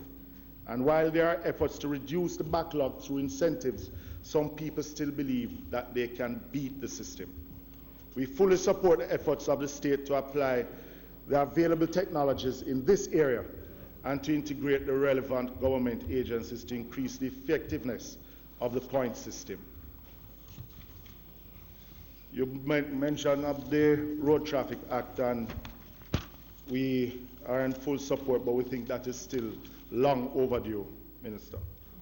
Mr. Speaker, on March 14, 2019, Jamaica joined the global ban on the Boeing 737 MAX 800 jets following a deadly crash in Ethiopia. In its public announcement, the JCAA said the ban, which includes restrictions on the use of the country's sovereign airspace, would remain in effect until further notice. On May 7, 2019, an American Airlines plane, Flight 2370 from Kingston, made an emergency landing in Miami International Airport due to hydraulic problems. I was happy that all the passengers and crew landed safely. However, Mr. Speaker, I was astonished to know that it was a Boeing 737 MAX 800 aircraft which was involved in the incident. I am not aware that, Jamaica had lifted the ban on the MAX 800 aircraft entering our airspace or being allowed to land at any of the country's 2 international airports. My interest here, Mr. Speaker, is to invite the JCCA to update the country on the decision.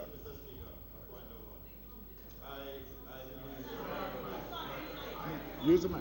I believe the honourable member is misleading the House, and I would just ask him at this time to double-check his facts. You know or you believe? Mr. Speaker, if the member feels that I am misleading the House, then I would urge him to give the correct information. I have no problem in withdrawing it if I am wrong, but then I would hope that the member will then forward the correct information. Mr. Speaker, Mr. Speaker, Mr. Speaker, as indicated by the Airports Authority personnel, it is the aircraft is referring to. That was not the aircraft in question. Okay. Mr. Speaker, as I said before, I have no problem in withdrawing the statement. Why don't you be quiet, man? You keep on shut your mouth. Damn it. Order, please. You are born a mischief. Leave me alone. Oh, God damn it. Members. You chat too much, man. Order. Minister. And I leave you to yourself. You're incapable of helping yourself, man. Mr. Speaker. You finished now? Mr. Phillips. Mr. Speaker. Address the Speaker and do not address anybody across the floor. Huh? Address the Speaker, not anybody across the floor. But when I hear the yapping in my ears, Mr. Speaker, it annoys me. So tell him to be quiet. I bring the House under control. Do not disturb you when you are speaking. Mr. Speaker, there is an atmosphere of disquiet with the rank of the Port Security Corps. All is not well there. There are reports that the workers are not being paid on time and overtime payments are sporadic at best. I'll just urge the Minister to pay attention. All is not well at the Port Security Corp Limited.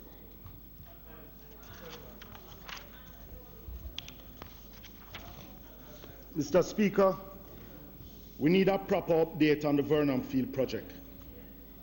In particular, the country should be told about the works which have been initiated and completed with the funds provided in the estimates.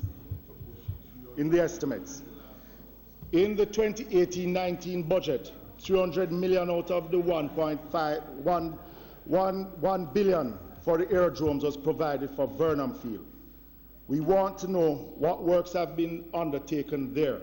This year, 502 million will be provided for aerodromes I'm asking the Minister to provide the House with an update, including the status of the project and whether it is still alive. Mr. Speaker, I have used my time here today to lay out and highlight our concerns in the transport and works portfolio.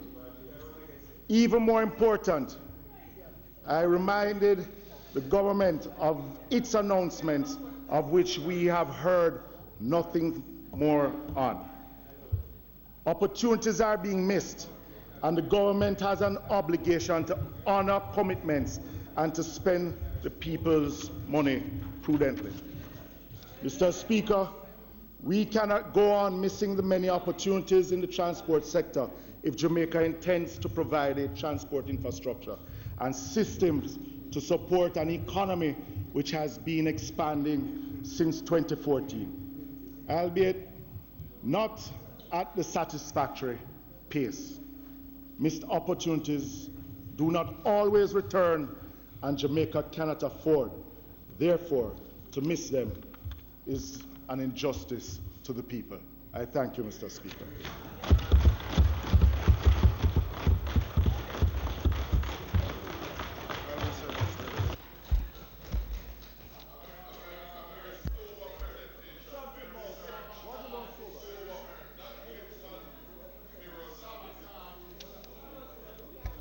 Mr. Speaker, we want to thank the member for his contribution, and we would like now to move on with the legislative side of this sitting. I'm going to ask that you call on the Minister of Justice. Mr. Samura, proceed. I'm looking for the Minister of Justice.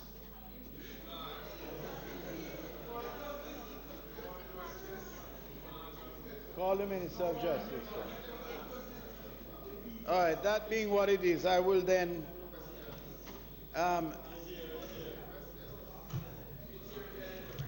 yes, the Minister of Justice will take the item to deal with the Law Reform Amendment of Penalties Act 2019.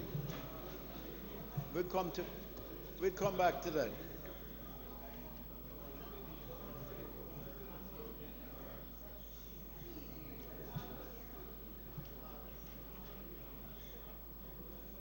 Minister Chuck, you are being you are required to. Mr. Speaker, this is the resumption of the Penalties Amendment. We're asking this contribution. I had opened already, Speaker. So if other members would like to contribute, we can. If not, I will close. Just close.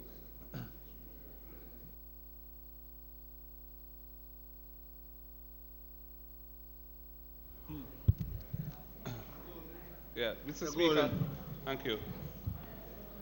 Mr. Speaker, the bill is entitled, or the short title bill is the Law Reform Amendment of Penalties Act. And in it, the penalties set out in various statutes that fall within the portfolio of the Ministry of Justice are being adjusted and put on a current value basis. And some of them are very out of date, as one can imagine, and some are less so, but are nevertheless being updated now. I think that the approach being taken is a somewhat piecemeal approach, because how we had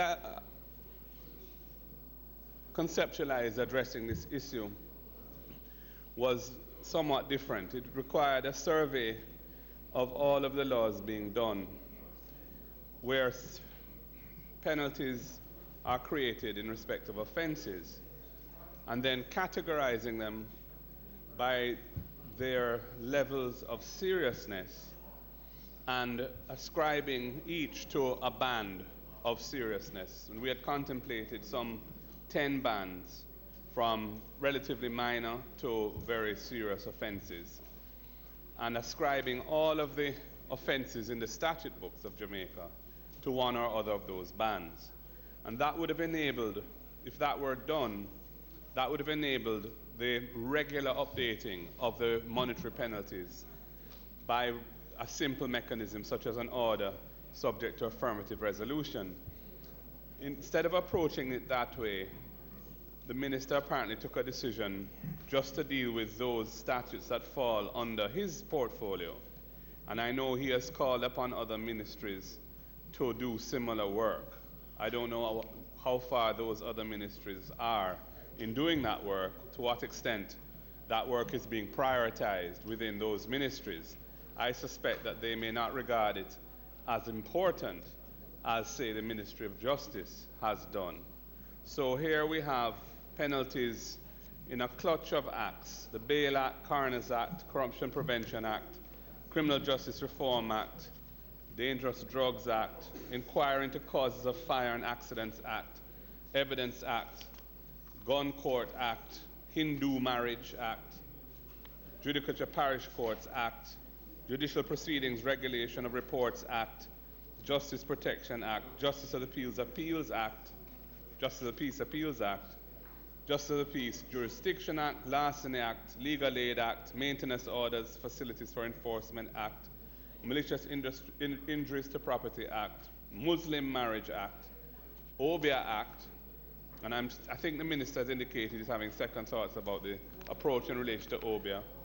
Offences Against the Person Act, perhaps the member from Western St. Mary's had a word with him about that one. Offences Against the Person Act, the Public Service Inquiries, Attendance of Witnesses Act, Status of Children Act, Trustees, Attorneys and Executors Accountant General Act, Witnesses Expenses Act, and Witnesses Public Inquiries Protection Act.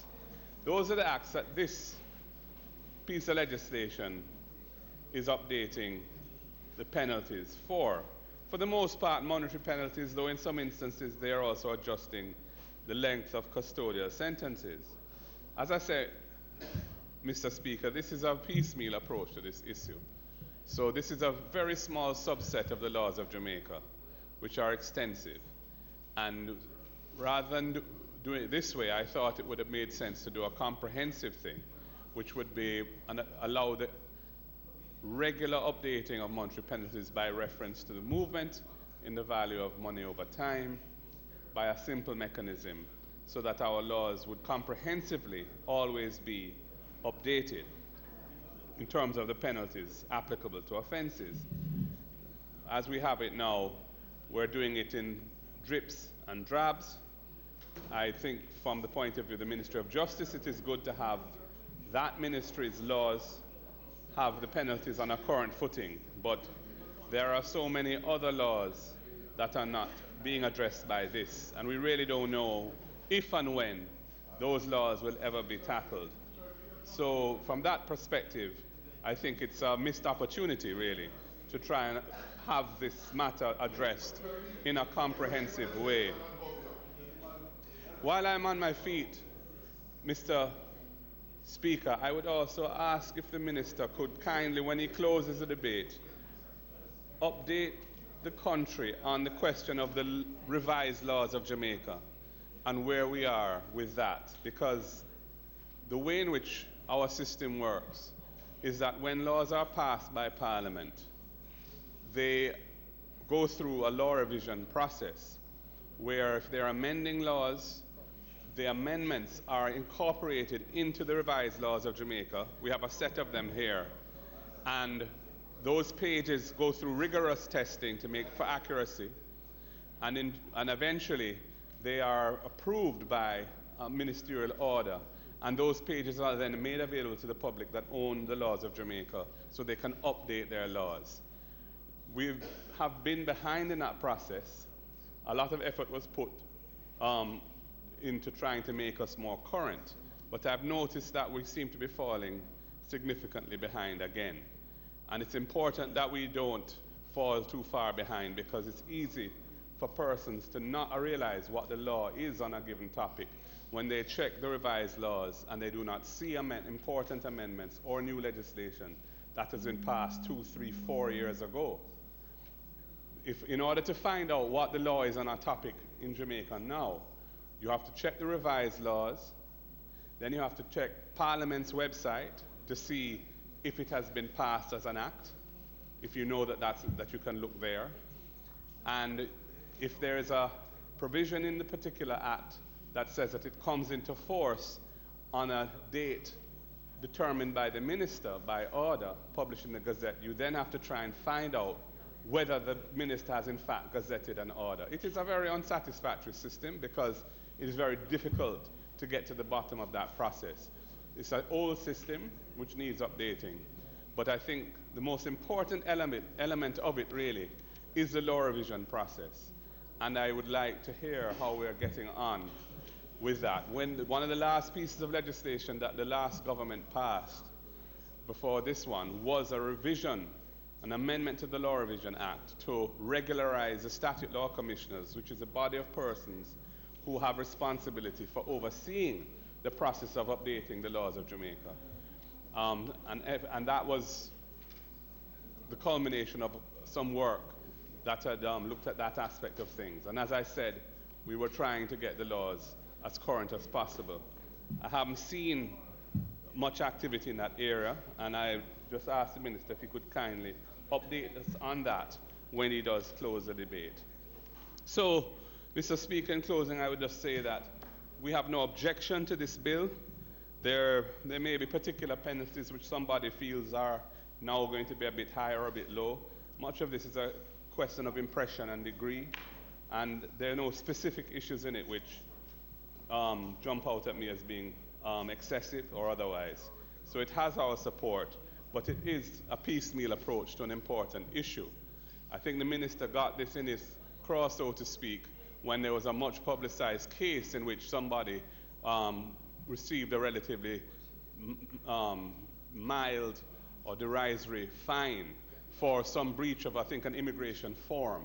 And that was what I think spurred him into action. But I don't even know if that particular piece of legislation is affected by this. I don't think it is, in fact, because that's not legislation that falls under the Ministry of Justice. It falls under your ministry, Minister. So the way in which we're approaching this, it is going to take a very long time to update these laws. Only one ministry has brought a bill so far to update the laws falling under them. I commend him for being the first in doing so, but I do wonder when we will get to the end of this process of doing it ministry by ministry. Thank you, Mr. Speaker. Mr. Speaker, I'd like to thank the member from South St. Andrew for his input, but only to advise him, in fact, that everything he has said, we are doing. In other words, Mr. Speaker, all the laws from all the different ministries have been put in a matrix, over 800 laws. And it is true that the Ministry of Justice is moving forward first, but I'm aware that all the other ministries are looking at the matrix of all the laws under their ministries, and it's just for them to ensure that the penalties are updated and for them to be consistent across all the ministries. So, member, I can assure you that your indication that after that is done, then when there's an adjustment in penalties, there will be legislation so that if for one reason or another a particular penalty has to be increased, it will be done by affirmative or resolution. So what you have suggested, in fact, is being done. And I would agree with you, and I've intimated to my colleague ministers that we'd like all of the laws to be updated in this fiscal year. So even though I'm moving forward, I know they're working on them, and I'm behind the lawyers in the different areas. In relation to the revised laws, the law commissioners, we are working with the law revision unit in the ministry. We have too many of these things, member. We want to put the law revision unit in as a part of the law reform department.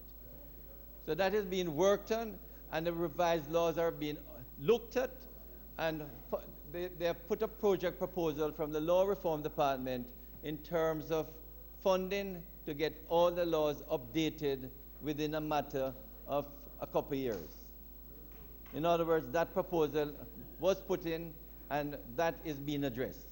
So yes, member, it is piecemeal, but each ministry has to update their laws, and we hope it will come during the rest of this fiscal year. Member, I did point out that there's one piece in here. We are going to pass it, but I would just like to point out that the OBIA law, I thought it was removed. You take up my thing, do OBIA thing. I thought it was repealed, only to find out that it is still the law. But you know, Mr. Speaker, there's a cabinet submission from 1975 to repeal the OBIA law, and it is still there. But I would like to bring it. After we pass this legislation, Mr. Speaker, I have asked the Law Reform Department for us to have another cabinet submission. I would like to bring for us to debate here in this House the repeal of the OBIA law. It will be put in a broader concept in terms of scamming and other things. But there's no reason, Mr. Speaker, why the OBIA Act should still remain on the statute book, and we hope to remove it in due course. So, Mr. Speaker, having responded, may I ask for second reading of the bill? The question is that the bill be read a second time. Those in favor? Aye. Those against? As of it. No, we have to do committee. Clerk. A bill entitled An Act to Amend Provisions Relating to Penalties and Monetary Obligations in various enactments and for connected purposes, read a second time. The House will now resolve itself into a committee of the whole House to consider the bill clause by clause.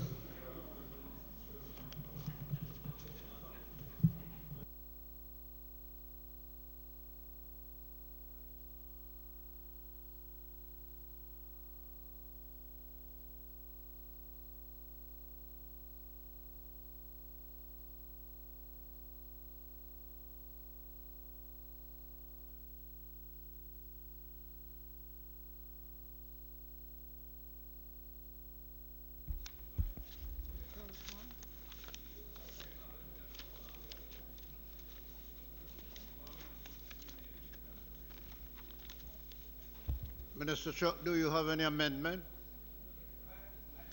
I wouldn't do any at this moment. No, no. Is there any amendment? No.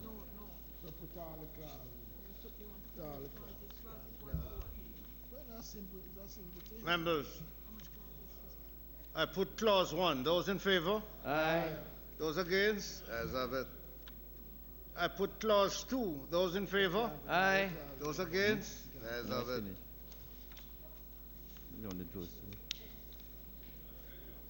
I put the schedule. Those in favor? Wait 1 second, Mr. Chairman. 1 second, please, Mr. Chairman. If I may just ask one question on this. Are we saying then that in relation to the OBIA Act, we are increasing the penalties in relation to that? The answer is yes, okay. Subject to, I mean, if we don't repeal it, the penalty will be increased. But I would hope we will repeal it. All right. I see. So we're going. Okay, Mr. Golden? You will proceed? Yes, I just wanted clarification on it because the minister had indicated that he was toying with the idea of legalizing OBIA. You got the clarification you need? Member. Yeah. If you like, we could remove it. We could delete the OBIA Act. Amendment. Right. So. But I would suggest that we do, insofar as you're reviewing your position on it. Yes, right. I would suggest you do. So you would like to remove it from the schedule? I would say yes. I would suggest we do. Mr. Speaker, I agree with the member that we remove the OBIA Act as one of the acts to be amended at this time. so that we don't give the false impression that we are going to be increasing the penalties, because we hope to repeal it. So we are removing the OBIA Act, members, Mr. Chairman, as one of the amendments.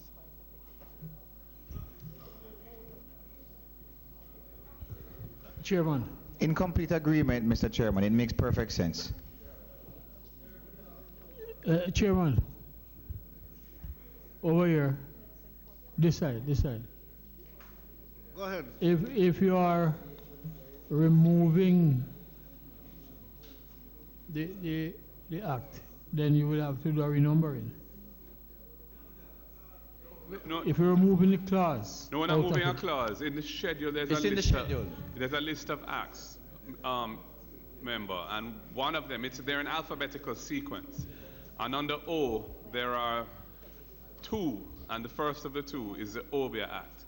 What the bill was doing was increasing the fine for practicing OBIA or aspects to do with OBIA from $100 to $1 million, and to remove an increase of fine from $40 to $500,000. And that is a general trend of the increases in this bill. Members may want to have a look at that, or should have. But what the minister is indicating is that he's reviewing this concept of whether OBIA should be illegal at all, with possibly legalizing it. So in light of that, it doesn't make sense to be increasing the penalties if the intention is, or if it's not as strong as an intention, if the consideration is as to whether or not OBIA should remain a criminal matter. Therefore, the proposal is to remove all of the paragraphs under the heading OBIA Act. That is correct. Yeah.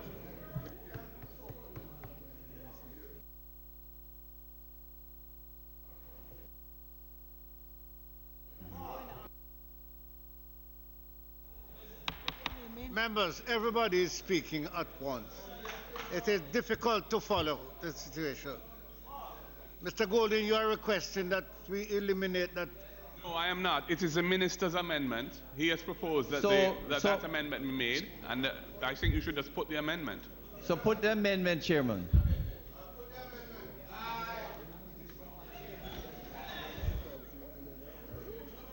You going to clarify for me?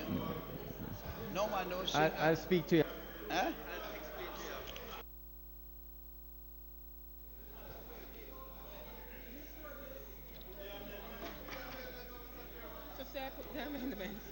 Members, I want to proceed in order.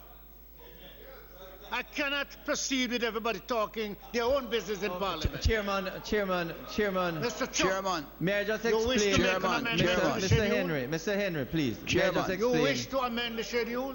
I am awaiting a clarification as to whether we are now moving something that will make OBIA legal or it remains illegal. If it is not legal, I have reservations, because you can't deny me my African religious rights. Okay? So I don't want it to be understood by anywhere. Okay? So I am asking for a clarification, because OBIA should never have been illegal at any point, any time, anywhere. Chairman. Yes. Chairman. I'll try and explain it again. Just for clarification, I intimated in the closing that we intend to examine the OBIA Act. The member quite rightly at this stage say, if you're going to do so, don't increase the penalty, which I agree with. So we're removing the OBIA, in the schedule, all reference to the OBIA Act is being removed, and I so move the amendment. Member from Central Clarendon, what this bill is doing is increasing the penalties, the fines, and I can't agree to increase the penalties to my religious rights. Right. So we are removing the provisions in here that would do that in relation to OBIA. OBIA is already on the statute books, has been for centuries as illegal. The minister is contemplating, he says, legalizing it. Therefore, it does not make sense to increase the penalties in this. So, I am raising again, speaking. And until he finishes, I have asked my colleague minister Proceed, to Mr. Henry, clarify finish. for me what he's asking me to vote for. Not to trouble the OB Act So at this you're time. asking me not to increase any penalty, and you're committed to remove the OB Act from the bill, from books. Not yet. Not yet. Hold on. Don't play fast and loose with my life. Don't ever try that in here. No, Minister. When you all at Cameron come here and speak on slavery after owning slaves, I banned it from. I didn't attend here. My 40 years is not for service and joke. Member, it will be. I want to be very clear. Member, Minister, we are hoping to repeal the OB Act. We will be taking to Cabinet shortly a revived Cabinet submission to have it repealed. So we are removing it from the penalties at this time. Mr. Speaker. Mr. Speaker, I would ask, hold on. Mr. Speaker, I would ask that the Minister of Justice does not add to the difficulties we are confronted with. Do not confuse the issue. The OBIA Act is part of a schedule. If you do not extract it, then it will be affected by the increase in the taxes that is being applied. And you don't want to do that. So you are removing it from the schedule. You are not removing the act. You are not depleting the act. When you come to deplete that, that's another story. Don't confuse it with what we are doing. The amendment is so moved, Speaker.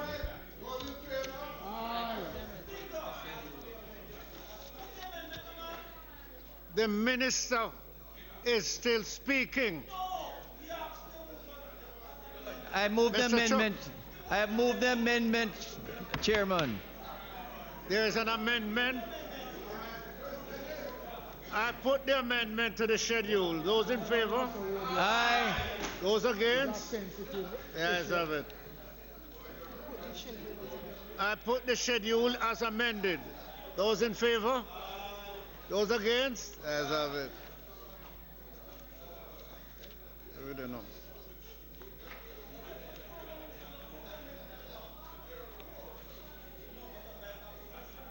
Members, I put the title and enacting clause. Those in favor? Aye. Those against? Yes, have it. The question is that I do report the bill as having passed committee stage with one amendment. Those in favor? Aye. Those against? Yes, have it.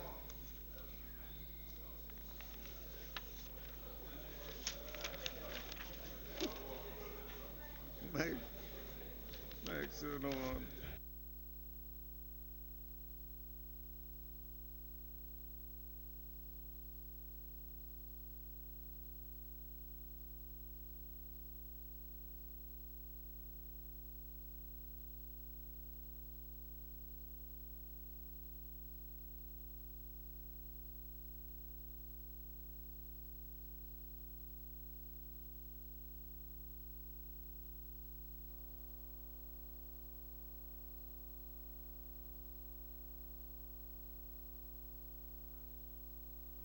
Members, I do report the bill as having passed committee stage with one amendment. Mr. Speaker, I now ask. Mr. Speaker, I now ask that the bill be read a third time. The question is that the bill be read a third time. Those in favor? Aye. Those against? As of it, clerk. A bill entitled An Act to Amend Provisions Relating to Penalties and Monetary Obligations in various enactments and for connected purposes, read a third time and passed.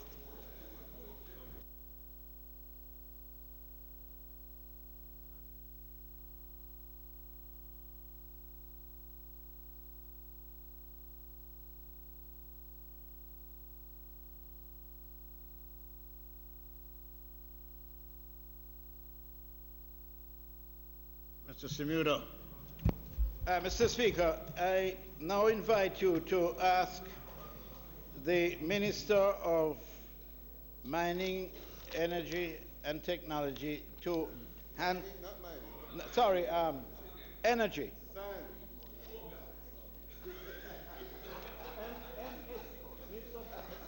to close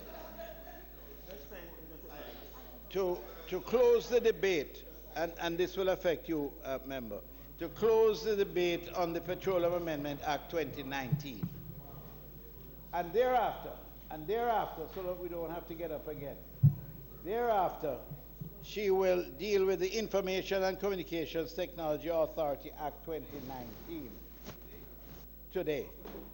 She has told me that she's going to be very swift with it. Thank you. Thank you, Mr. Speaker. Mr. Phillips. Mr. Speaker, I rise to close the debate on the Petroleum Amendment Act 2019. I believe, Mr. Speaker, this bill has been adequately debated, and I will now answer the remaining questions arising from the first reading. So the first comment came from the member from South St. Andrew. He thought that the definition of assets in Clause 2 is incorrectly structured and should start with general words and then followed by specific examples. Mr. Speaker, the technical staff has looked at this and advised that the style of drafting used for the word assets is consistent with modern legislation such as the Road Maintenance Fund Repeal Act 2017. In Clause 5.1, the member also pointed out that the clause states that references to the Petrocarib Fund should be references to the Consolidated Fund. He thought that this was peculiar. Mr. Speaker, to reconcile it, instead of using Consolidated Fund, it should be replaced with Government of Jamaica. And then finally, for Clause 6.8.2, the member submitted that the reference should be to the Accountant General and not the Crown, and we will accept this amendment.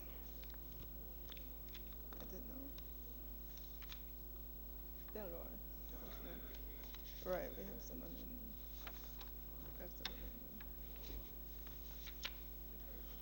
So, Mr. Speaker, I want to thank everyone for their contribution, and I now ask that we go to committee stage on this bill.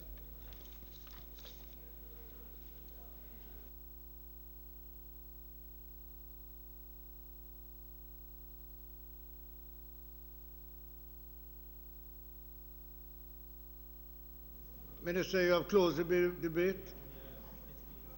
You have closed the debate, Minister Williams? Yes, Mr. Speaker. Are you requesting that the bill be read a second time? I just asked that the bill be read a second time. Those in favor? Those against? As of it. Clara. A bill entitled an act to amend the Petroleum Act by repealing Part 3A in respect of the integration of the functions of the Petrocarib Development Fund into central government and for connected matters read a second time. The House will now resolve itself into a committee of the whole House to consider the bill clause by clause.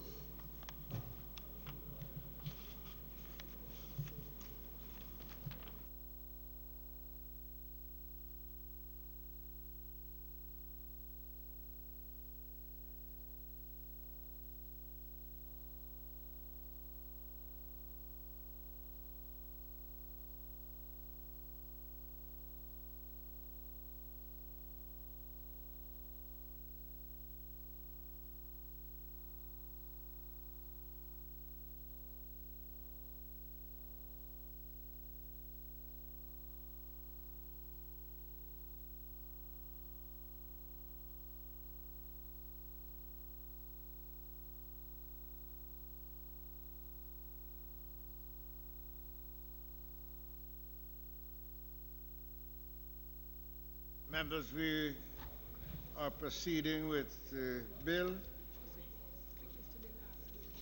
I put clause 1.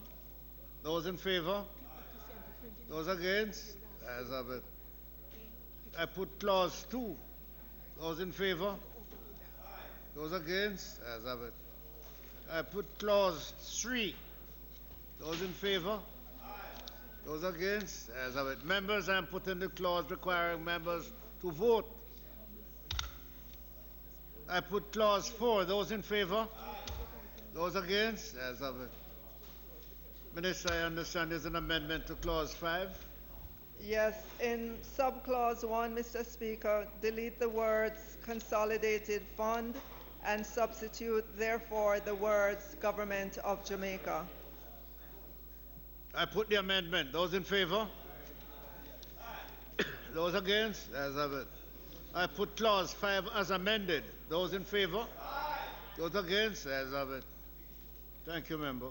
I put clause 6. Those in favor? Sorry. There's an amendment, Mr. Speaker. Sorry, I understand there's an amendment to clause 6. Yes. Mr. Speaker, in paragraph A2. What? Oh.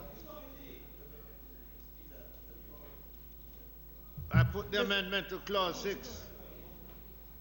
Yeah, Minister. In paragraph A2, delete the word crown and substitute therefore the words accountant general.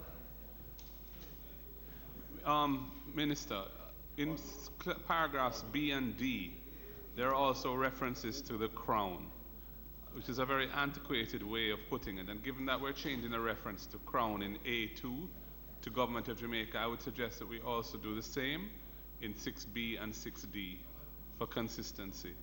And let's stop using the word crown in our legislation. The Government of Jamaica.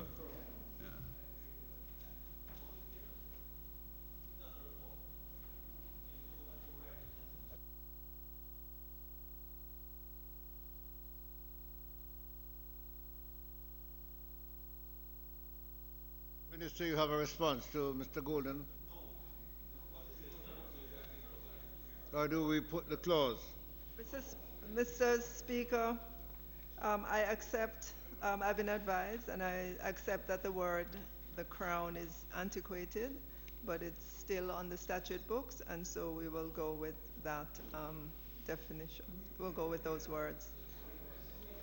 So why are we changing it in 6A2 and we're going to have in the same provision where we're going to be referring to the Government of Jamaica that's going to hold the personal property, and then we're also saying liabilities are invested in the Crown, and we're saying that the Minister is responsible for finance on behalf of the Crown. It's on behalf of the Government of Jamaica. Anyway, I'm opposed to this language. I think it's antiquated, and it's also inconsistent to use two different concepts in the same provision. So let us just be consistent.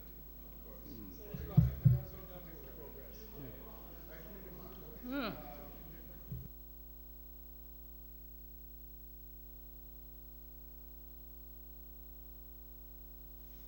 Do I put the clause, put the amendment?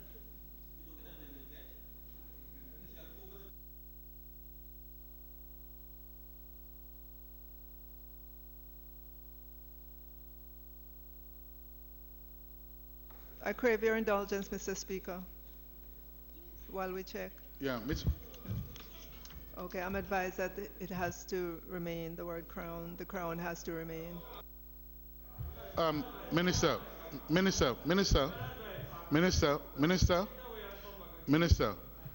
can I ask a question? If you're changing it in clause 8, why signal a change in 8 and keep it elsewhere? Are you suggesting that there are two different meanings? That will be confused, that potentially confusing. Is it a different meaning to be derived from it? And we have a Crown Property Vesting Act which is designed to ensure that assets of the government are held by the Accountant General if they're personality and by the Commissioner of Lands if they're realty on behalf of the Government of Jamaica. So this use of the word crown is really outdated, and it's not something normally do. Why would you want the Minister with responsibility for finance on behalf of the Crown? When the Minister of Finance signs a guarantee, he doesn't sign it on behalf of the Crown. He signs on behalf of the Government of Jamaica. Or if he's signing up a loan agreement, he signs. I don't see that being a justified position. The Crown has to go at some time, and the Crown is going to go eventually. Why you want to get back to an antiquated thing like the Crown? The Accountant General is a Jamaican in Jamaica, and we must respect that name and respect the person.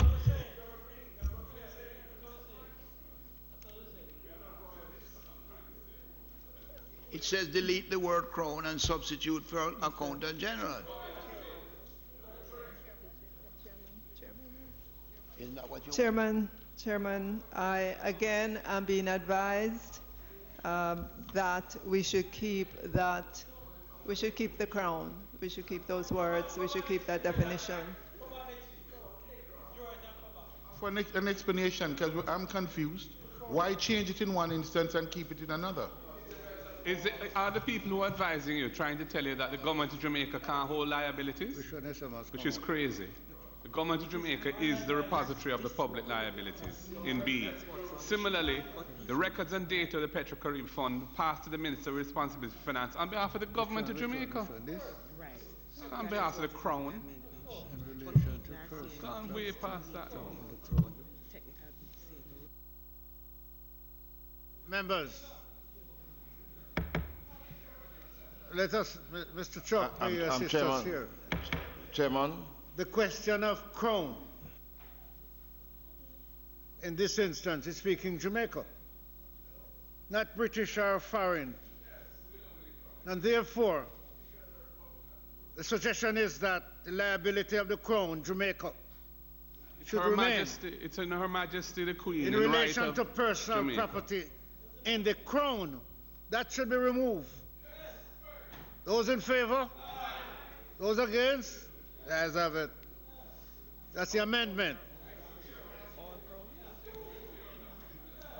I put clause 6 as amended. Those in favor? No, Chairman. Those against? Chairman, there's an amendment to clause 6 on the amendment sheet. Which obviously, that's coming from the government side, based on some points that were made last week, which we had endorsed. But I'm pointing out that 6B and 6D need to be adjusted so that the reference to Crown is government of Jamaica in both instances. And I'm asking that that amendment be put. The Chairman agrees.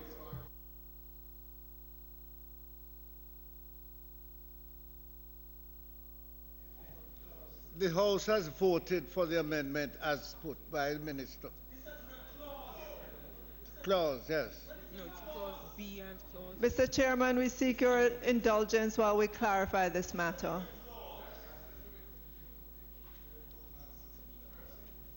We want us to go over this? No, hold on. B and D, but apparently the minister is not convinced that it's to be changed. But I said so.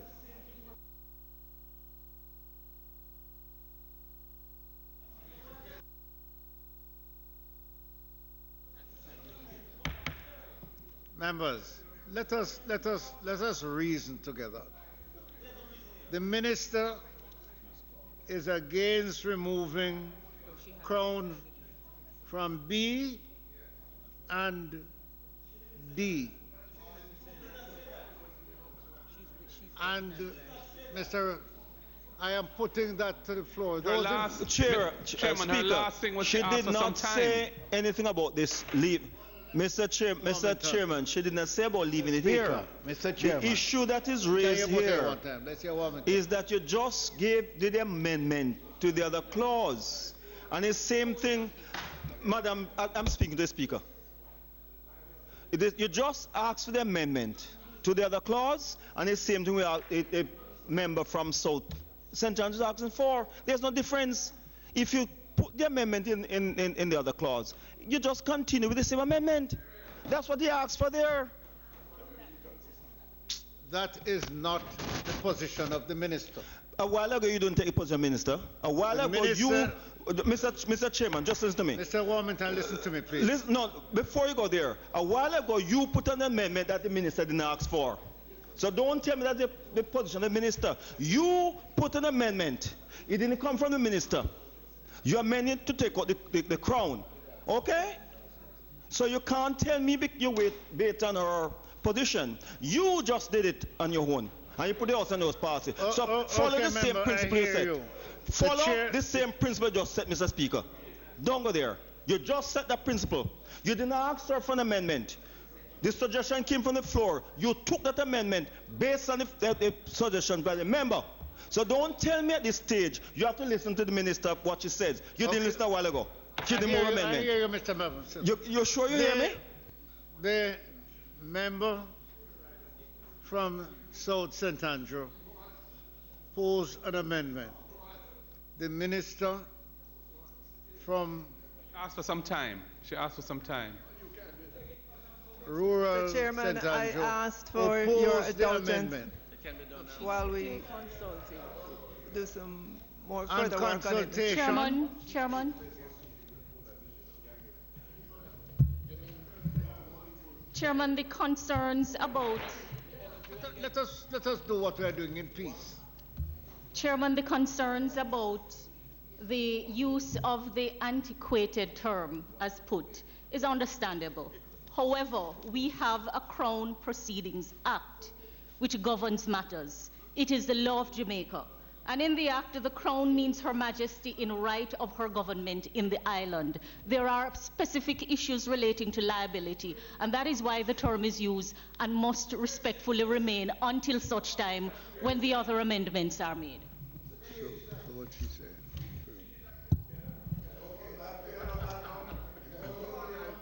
Mr. Chairman, this is not the Crown Proceedings Act is dealing with how you take proceedings against the Crown.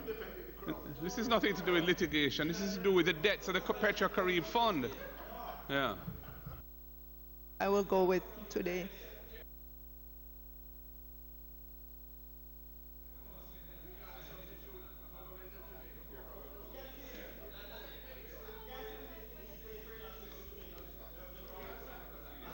So, Chairman, there's a question, Chairman. Chairman, the minister is, the minister has proposed an amendment to substitute the word Crown for Accountant General. So what is the basis of that then? Sorry, the other way around. What is the basis of that if we're going to be maintaining the use of the word Crown in other areas of the legislation? It just doesn't make sense.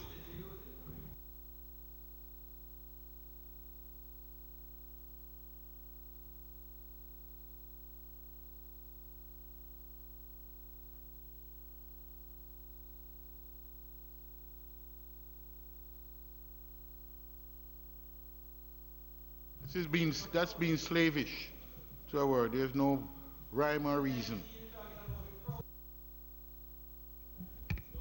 Mr. Speaker, Mr. Chairman, it is clear. It is clear. AG. Destitute. Let me hear. Destitute. Non-use of it. Change it. Go on, Mr. Samuel. It is clear that we have a difference of opinion. And when you get in between a difference of opinion among lawyers, you are in serious trouble. I am therefore proposing that we proceed with what the Attorney General has advised.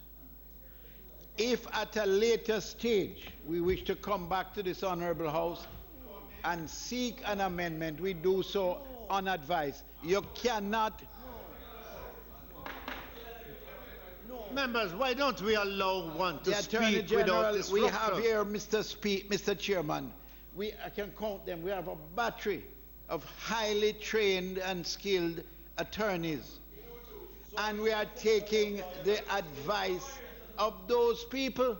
And we must proceed consistent with the existing law. So I send the lawyers here not we can, what is happening is... Mr. Speaker, order, please, Mr. Samuda is on the floor. We cannot allow our emotions to dictate our actions against the law. That's what I am advised. No. Mr. Chairman. You have to proceed as advised. Mr. Chairman. We would be an irresponsible government or parliament if we proceeded against the legal advice that is in the law. Mr. Chairman. Chairman, the question was asked. Members, I will allow every man to speak one at a time until midnight. I'm going to hear the Attorney General, then I'm going to hear Mr. Thwaite, and I'm going back to the Minister. Chairman, the question was asked about why the Accountant General was changed in one of the provision, and that is by virtue of the Crown Property Vesting Act. You may have questions, I can understand, but we do have laws on the statute book that remain relevant and are in force. Mr. Thwaite. So if you look at the Crown Property Vesting Act, you will see the reference to the Accountant General there. Mr. Chairman, yes, Mr. Chairman. Maybe if I read the clause, then members will understand why there's a different reference to the Crown versus the Attorney General. Don't need to read the clause, We don't need to read anything. No, but it will just give some added understanding as to why this is, Mr. Chairman, if you'll allow me. Please allow me. Please allow me. You want me to? Yes.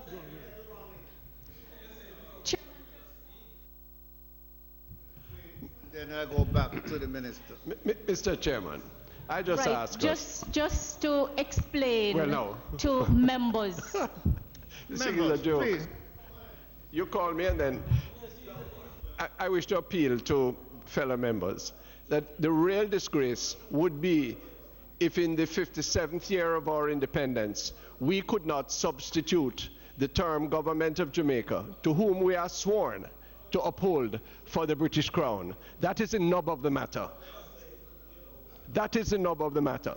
In the 57th year of our independence, we cannot substitute. We don't have the liberty to substitute the term Government of Jamaica, to whom we owe allegiance. First and foremost, that is the oath you swore and I swore. Yes, Mr. Thwaite, let me remind you, rather than Our the term. Majesty's Parliament. I beg your pardon? You are in Our Majesty's Parliament. I am in the Parliament of the people of Jamaica. You may be in Her Majesty's Parliament. You can't even go to her country freely. I am in the Parliament of Jamaica. I don't suffer from your schizophrenia. You do so. You're wearing Her Majesty's wig. But we're I have no bipolar position. But, you know, Mr. Chairman, from a technical... Mr. Golden, let me just say to the Minister Mr. Chairman, I crave your indulgence. Mr. Chairman, we could continue with a long philosophical debate. Chairman, by virtue of the Crown Property Vesting Act, property is vested in the office of the Accountant General on behalf of the Government of Jamaica. The chairman requires some order in this committee. And notwithstanding the passion and the politics, when we are passing laws, we must have regard to the overall scheme of the laws that we have in place. In this bill is not the place to take that debate, though the concern is noted. Mr. Chairman, Mr. Chairman, I want to put on record. Mr. Golden. Yeah, I want to put on record. Order, please. I want to put on record my difference. But yes, Mr. Chairman. On a technical basis to this point. I don't think the Crown Proceedings Act is relevant here at all. We're talking about the assets and liabilities of a fund that was a statutory fund. That act is being repealed, or that aspect of the act is being repealed. And the assets and liabilities are being vested in the Government of Jamaica. The question is, in what manner? In respect of personal property, the Crown Property Vesting Act says it must be an Accountant General. In respect of other matters and liabilities, it's the Government of Jamaica which will now have those liabilities. There's no need to make reference to the Crown. You could. It's not wrong to do it. It's just archaic and offensive. And the Government of Jamaica is inadequate. The Government of Jamaica has legal personality. It can hold assets. It can have debts. God knows it has public debt of around 100% of GDP, and it has liability. There's no reason, no technical reason why we have to make reference to the Crown in this bill, and I think we should not. Okay, Mr. Chairman. Member, please. I want to Minister, wait a minute. Could you turn your phone off? Members, I'm sure some of us Some of us don't know what the quarrel is about. If Mr. Chairman, if we feel so strongly about this, I think we need to then move forward, move a motion to remove the crown from everything. Until, well, we're going through this back and forth, and if we feel that strongly against this, then this is what we should do as... Mr. Chairman, I understand that. I would like so for us to proceed. Then, Mr. Chairman, I'd like for us to proceed. I want to thank all the members for their contribution. This bill has been... Minister Williams, I'm not hearing you. Mr. Chairman... Because everybody is speaking, I'm not hearing you. Members. Mr. Chairman, I would like this bill to proceed. The technical persons, the Attorney General, all the learned legal minds that we have on the government side, they have looked at this bill, they've considered it. They looked at it again when amendments were proposed, and we're back here this week. And my desire is that we accept the amendment as proposed by the legal persons and move on. We understand how antiquated the term, and I understand the emotions here. But Mr. Speaker, it is my desire to move on with the amendments in this bill this afternoon. Mr. Chairman.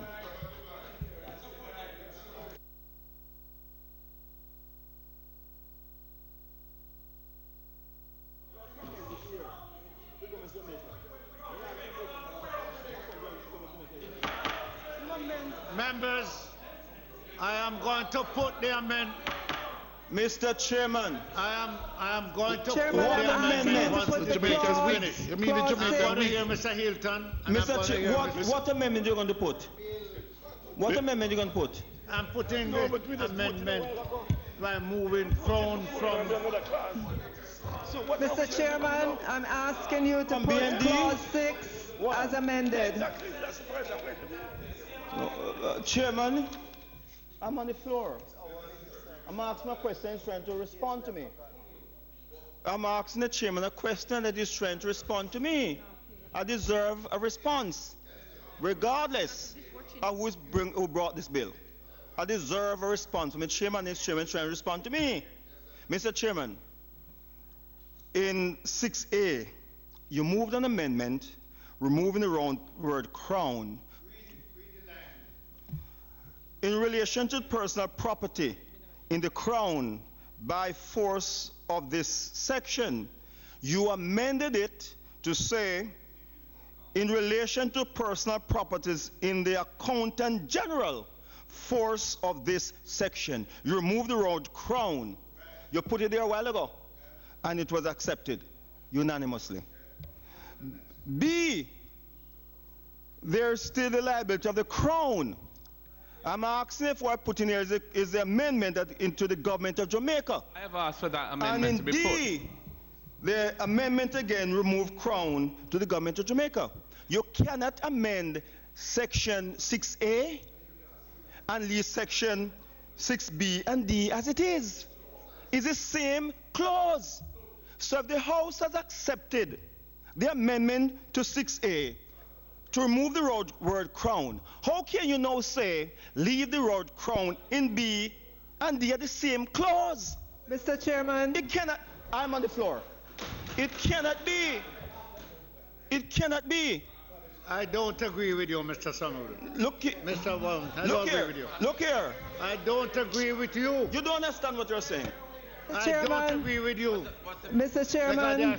There are different items and different items. Mr. Chairman. Mr. Chairman, this is clause 6. We will put it to the House and the House will vote. Let's hear, Mr. Chairman, what the minister has to say. I ask that you put the amendment. Members who disagree, vote against. Okay. Members who are in agreement, vote for it. Let me hear you, Minister, conclude the debate. Mr. Chairman, clause 6 relates to yes clause or no. 6 relates to assets and rights. It relates to real property. It relates to personal property. It relates to liabilities. It relates to proceedings or remedies. It relates to records and data. And Mr. Chairman, I do not believe that we should change it on the fly here today. It has been looked at and considered. And I am asking you, Mr. Chairman, to please put the amendment as it was stated by me, changing 6A2 in relation to personal property, changing that term from the Crown to the Accountant General. And that's the only amendment that I'm asking for in this clause. Okay, we have before us a situation, some disagreement, that can only be resolved by majority vote. I'm going to put the amendment. Those in favor? No, and point and about those against. Point of order, Mr. Chairman. Point and of we order. will count. But we have already. We have to read the Chairman, amendment. Mr. Chairman, Mr. Chairman. I have not put it yet. I'm just saying what I am proposing. Mr. Chairman, on a point of clarity, Chairman, on a point of clarity. Is this what they The want? member who proposed the amendment in respect of substituting the words conceded that the use of the word is not wrong, but merely archaic. Mr. Golden, I have before me a proposed amendment. I'm going to send it for you to look at, and then Mr. Warmington. Let him look at it, please. Mr. Warmington, wait on your time. I'm coming to you.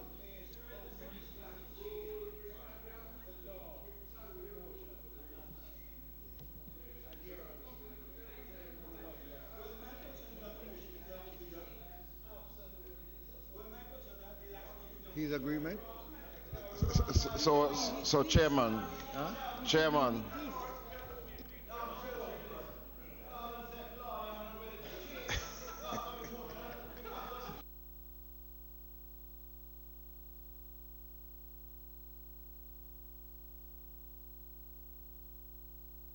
Have any respect for the House? What the hell are you going to talk about? The man here who is moving it says there's nothing wrong. You don't like the word? Fine, that's emotion. But what does the law say? I'm Chairman, just to clarify, can we just... The chairman is going to use, for the first time, authority given to him by the standing order. And this matter. On this matter, there's a division in the House, and therefore I'm going to ask the clerk to stand by. We are going to count. I'm putting the amendment as proposed by the minister. First, we remove Crown, and then there are two, we maintain it.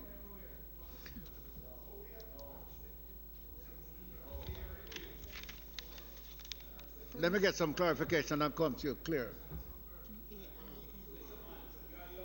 Other two, no, Minister. You know something, Mr. Man? Minister says no to these. Minister. Something say. Okay.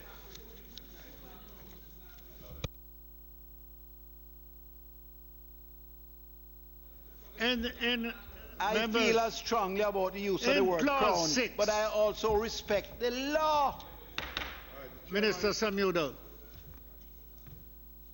Members, listen to me carefully. In clause 6, item 2, we remove the Crown. In clause 6, item B and D, we maintain the Crown. Those in favor? Divide. Those against? Divide. B and D. All right, let me put them separately since they are.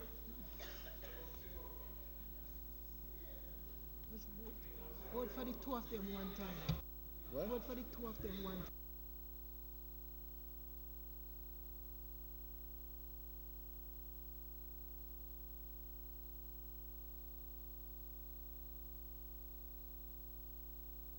There's a division. Say it. Members, there's a division, and therefore, listen to your name. Those in favor and those against. Let's go. Let us clarify, Mr. Chairman. The amendment that is proposed by us, for which we will vote yes, is that where in the other two areas you have the use of the word crown, paragraph B and D, you substitute the word crown for the government of Jamaica. You can put it a little easier. All right? Instead of using the word crown, you will use government of Jamaica. First one finished. And the second, and the 2 and 3. No, we have settled the first one already. We maintain. So it's only in relation to the second and third references. You are going to use the words the government of Jamaica.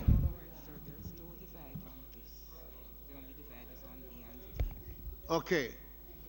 The division that we have, that we're going to count on, is in item B and item D. Those in favor of maintaining it as proposed by the minister, and those who maintain it. Sir Chairman, I think you're putting an amendment that we have proposed. We have proposed that in paragraphs B and D, the word crown be removed and the words government of Jamaica be substituted therefore. I have that. So it's our amendment that we're proposing. So we're going to vote in favor of it. Those who don't agree will vote against it. That's what I am putting before you. And then the other side say they're maintaining the word crown. And so, let's go. Mr. R. Scott? No. Mr. Azan? No, hold on, no. Go ahead. Go ahead. Mr. Azan absent. Mr. Bartlett? Mr. Brown?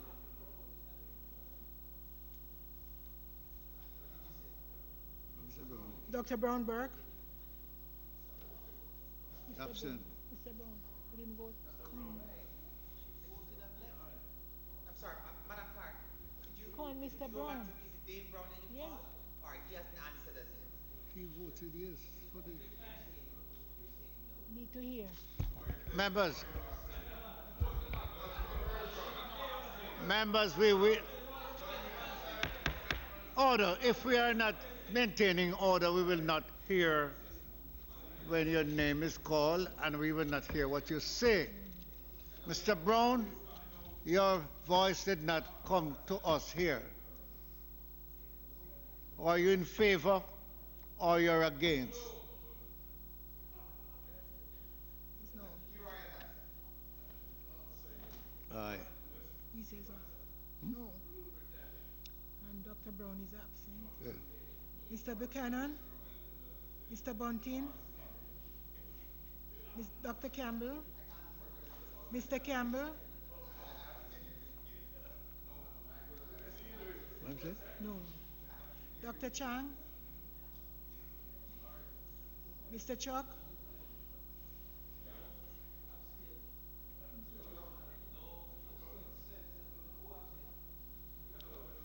Mr. Clark? Dr. Clark? Mrs. Cuthbert Flynn? Miss Daly? Mr. Daly? Mrs. Dalrymple Philibert? Dr. Dunn? Mr. Fagan? Mr. Fagan? Dr. Ferguson? Mr. Goldin? Miss Grange? Mr. Green? No. Dr. Guy? Miss Hannah? Mr. Hales? Order, please. Mr. Hales? Mr. who? Mr. Henry? 1 minute. Mr. Henry. Mr. Henry, your voice, your vote. Mr. Olness? Order, please. Go ahead. Mr. Hutchinson? Who? Mr. Hilton? Mr. Hilton. Mr. Hilton. Mr. Hilton? Mr. Hilton. Tracy, Mr. Hilton, we are about to record that you are not voting. Mr. Hilton. Mr. Hilton? Mr. Jackson? Mr. Kelly? Absent. Mrs. Mallow-Fort? Mrs. Mallow-Fort? No. Mr. Main? Mr. No. Mackenzie? Dr. McNeil? Mr. Montague? Miss Nita? Order, please. Mr. Paulwell? Dr. Mr. Phillips?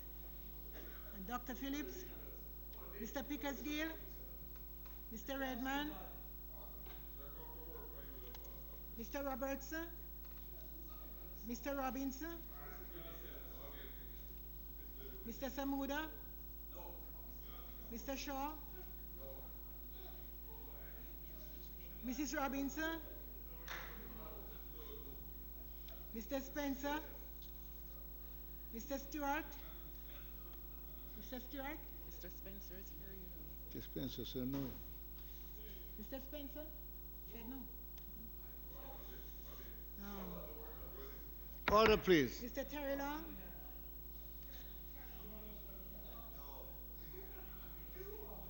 Mr. Stewart? Absent. Reverend Thwaites? Dr. Tufton? Mrs. Vaz? Mr. Darrell Vaz? Mr. Dwayne Vaz? Mr. Warmington? Dr. Wheatley? Order, please. Mrs. Williams? Mrs. Williams. Mr. Witter? Mr. Wright? How much you get here now? 1, 2, 3. 3, 1, 2, 3, 4, 5, 6. 6 and 3, 9. 11. How much you get on the front page?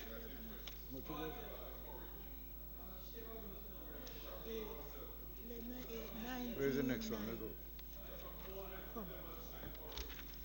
For this, for nose, for yes, is 9.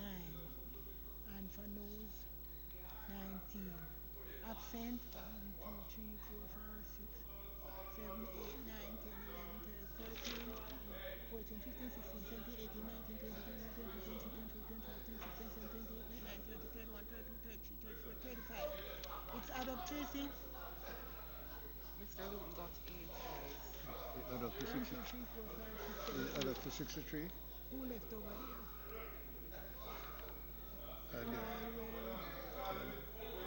Julian Robinson. Wait. Ronald Sweet. Oscar. Ferguson. Golding. Hilton.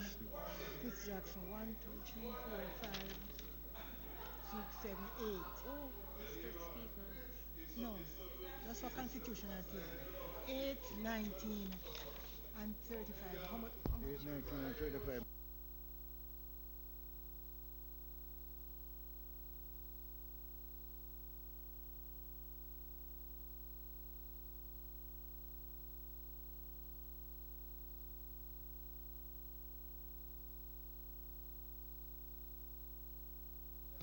We have a result.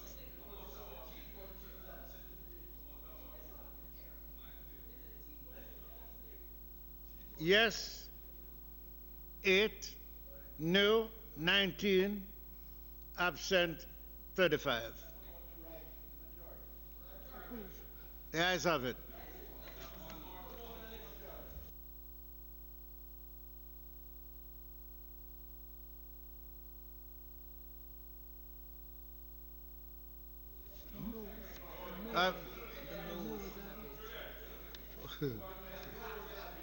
We understand, sir.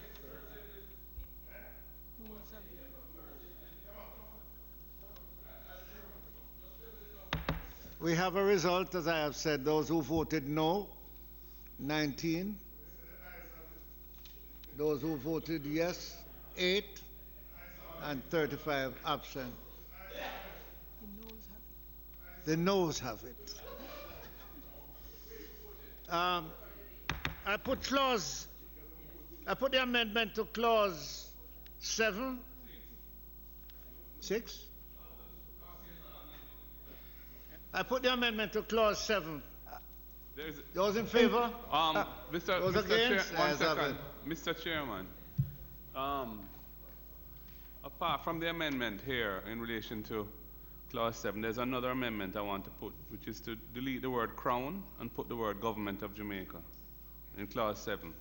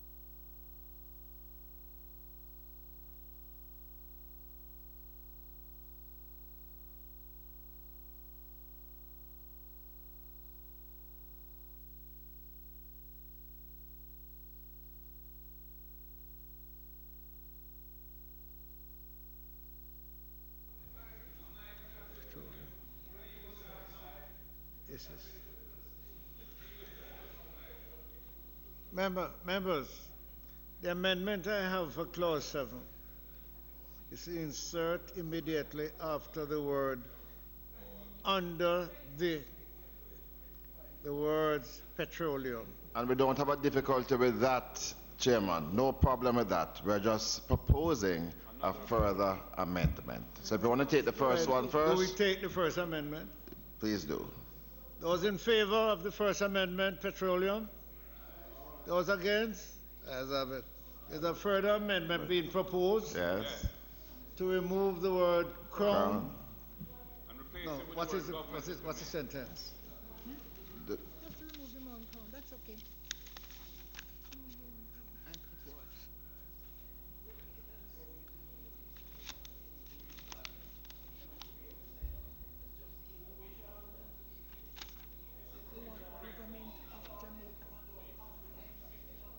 Let's hear what them have to say.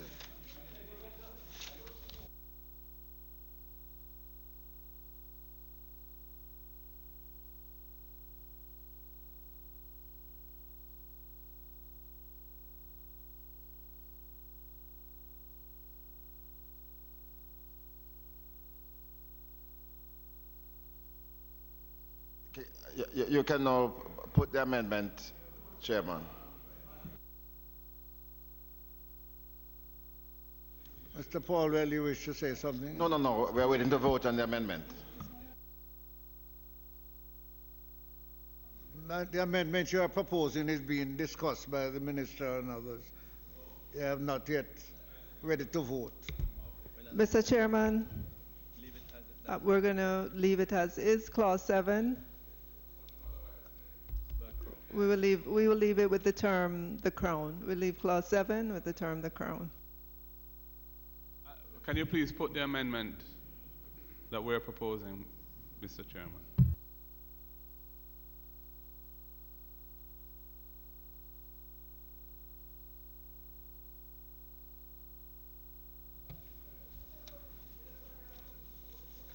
We have another disagreement.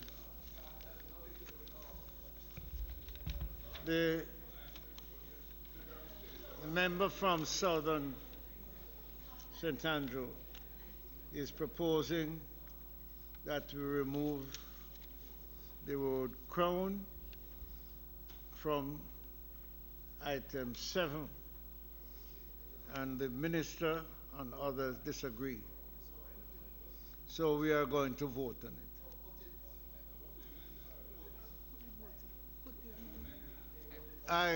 I put the proposed amendment. Those in favor? Those against? Those against? All right. Mr. Members, Alscott. please listen to your name. Mr. Azan. Where did us call who up there? No, we have to call everybody. Mr. Bartlett. Mr. Brown. Dr. Brownberg. Mr. Buchanan. Mr. Bunting. Dr. Campbell. Mr. Campbell. Mr. Campbell.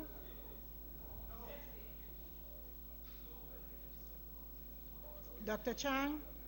Mr. Chuck. Mr. Clark. Dr. Clark. Mrs. Cuthbert Flynn. Mrs. Cuthbert Flynn.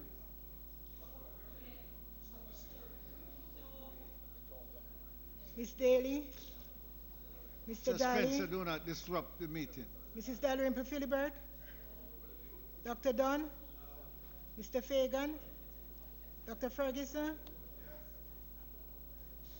Mr. Golding. Ms. Grange. Mr. Green. Dr. Guy. Ms. Hannah. Mr. Hales. Mr. Henry.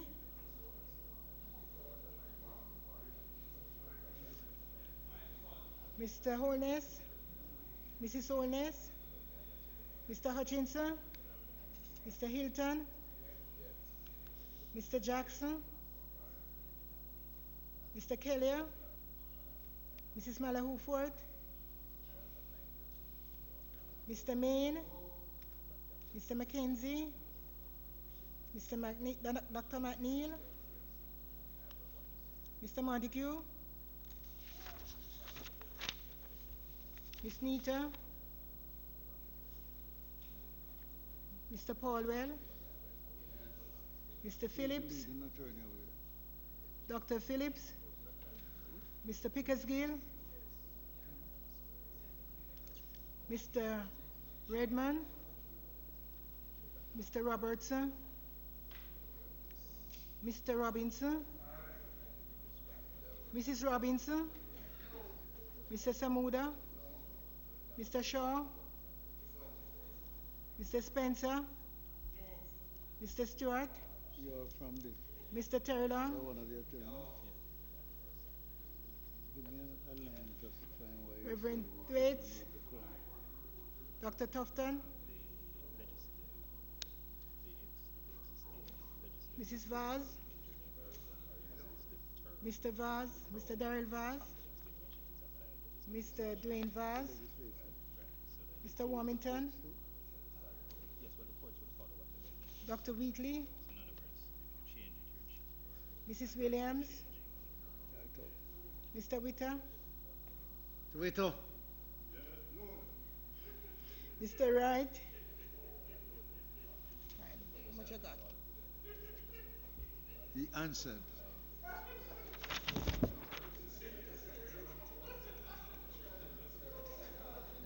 He answered my call. 37.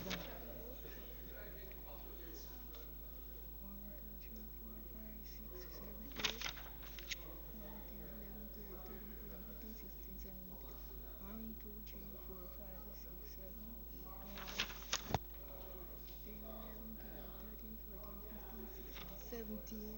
We are final figures. When we come back, we can take it. We are now the next one. Is that it? Members, the vote is 8 yes, 17 no, 37 absent. The noes have it. I put clause 8. As amended. Oh, sorry. You need to put Sorry. clause 7 as amended. I put the amendment to clause 7. No, I put clause 7 as amended. And I put clause 7 as amended. Those in favor? Those against? As of it. I put clause 8. Those in favor?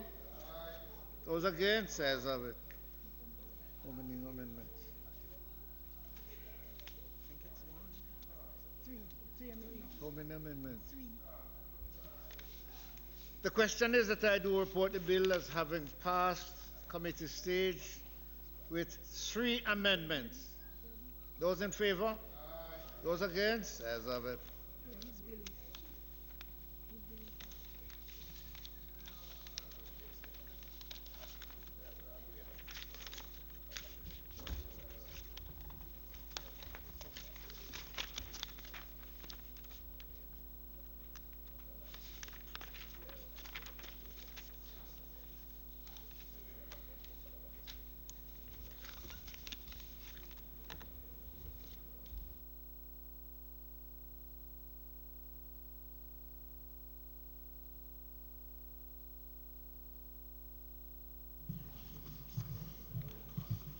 Members, I do report the bill as having passed committee stage with 3 amendments.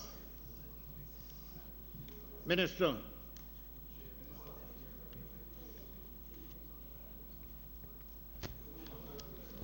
Minister, you have to request the bill. Use it right.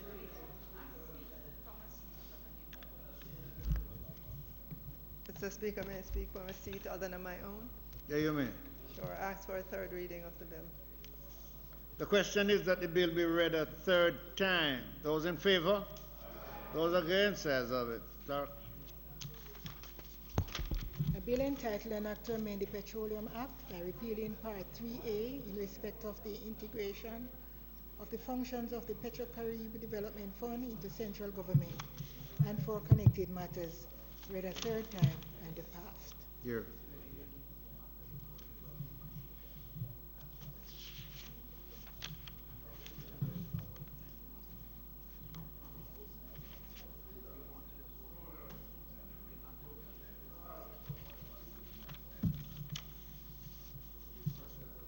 Mr. Speaker, I'm going to ask for a recommittal of questions and answers to questions, but I must first secure the House's permission to deal with this matter after 3:15, as the time is now 6:04. So a recommittal and an extension of time to permit us to take questions. Those in favor? Those in favor? Those against? As of it.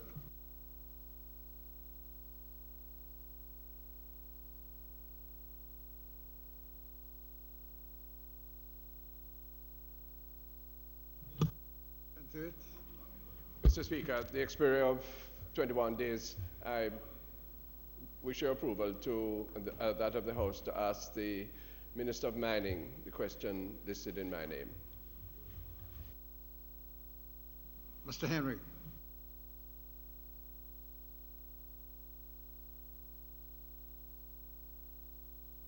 Sorry, you're just tabling the questions. Okay, good, thank you.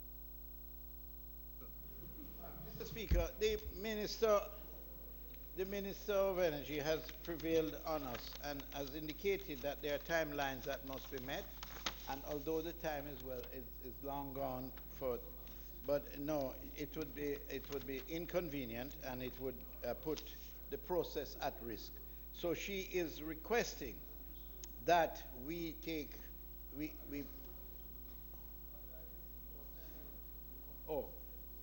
she's said that the matter be presented to the House and that it be suspended until next week for completion.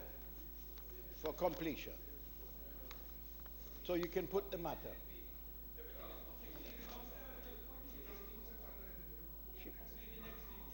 She is opening it today and then we close it next week. She says she has problems.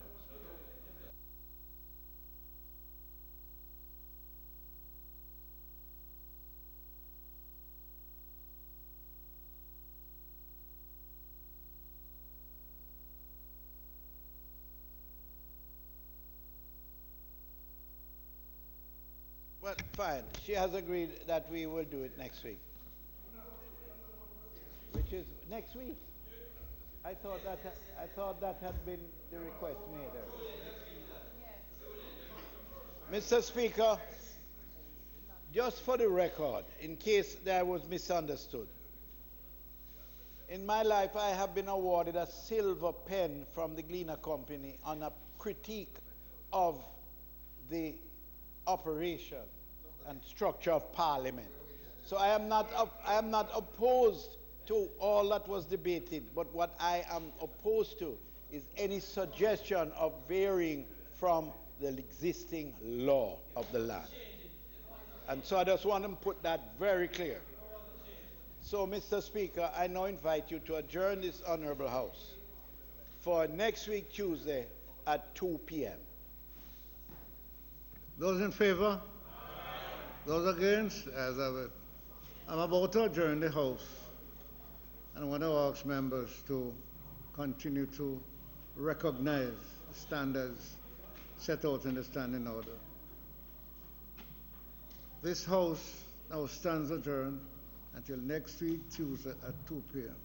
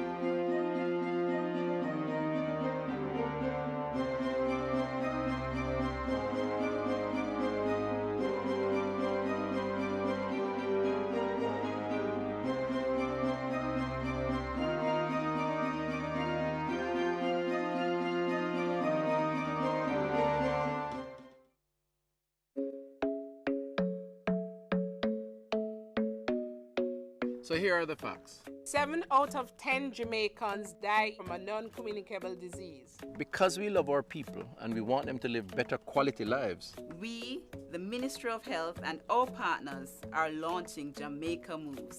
Jamaica Moves is a call to action to prevent non-communicable diseases. By educating and encouraging Jamaicans to be active, eat healthy, and start living 30 minutes at a time.